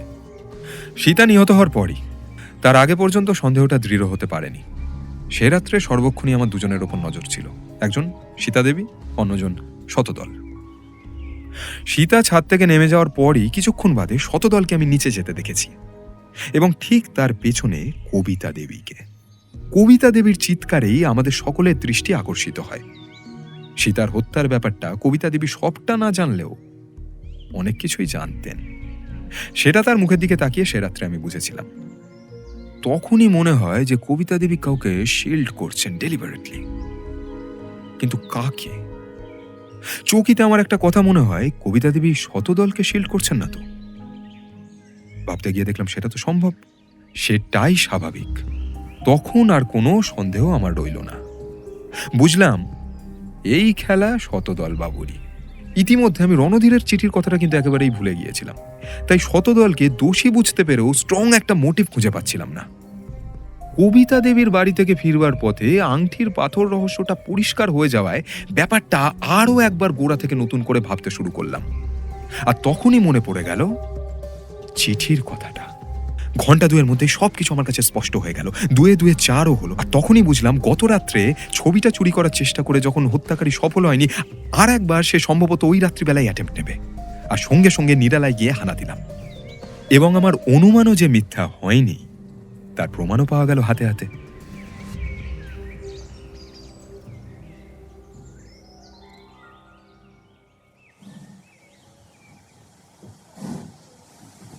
দিন দুই বাদে ফেরবার পথে ট্রেনের কামরায় বসে আছি, এমন সময় কিরিটি বলল, হিরণময়ী দেবীর কথাই ঘুরে ফিরে মনে পড়ছে রে সুব্রত।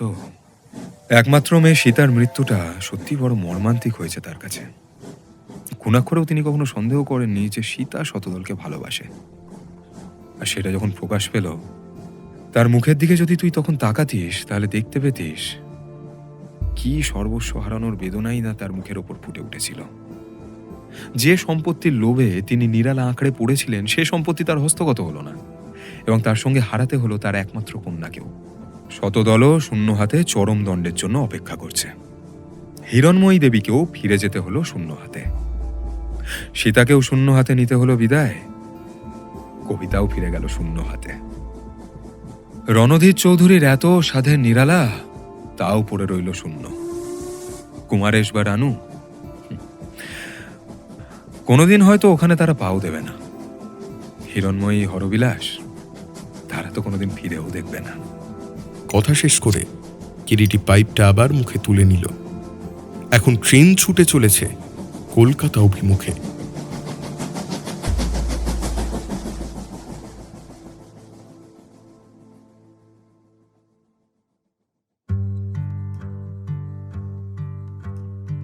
শুনছিলেন নিহার রঞ্জন গুপ্তের কিরিটি কাহিনী চক্রী।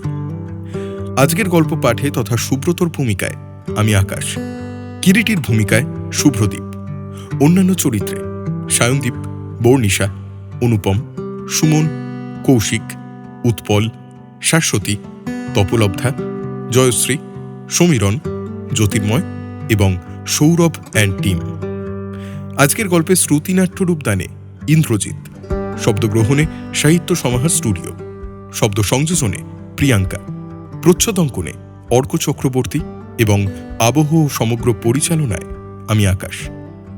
কেমন লাগলো আমাদের নিবেদন অবশ্যই কমেন্ট সেকশনে লিখে জানাতে ভুলবেন না। গল্প ভালো লেগে থাকলে লাইক, শেয়ার এবং সাবস্ক্রাইব করে অবশ্যই আমাদের পাশে থাকবেন। সাহিত্য সমাহারকে চাইলে আপনারা সাহায্য করতে পারেন ডেসক্রিপশন বক্সে দেওয়া ইউপিআই আইডি অথবা ইউটিউব থ্যাঙ্কসের মাধ্যমে। সাহিত্য সমাহারকে ফলো করুন ফেসবুক এবং ইনস্টাগ্রামে, লিংক রয়েছে আমাদের ডেসক্রিপশনে। আজ তাহলে এই পর্যন্তই। আগামী সপ্তাহে ফিরছি ভিন্ন স্বাদের আরেকটি গল্প নিয়ে। সকলে ভালো থাকুন, সুস্থ থাকুন আর শুনতে থাকুন সাহিত্য সমাহার।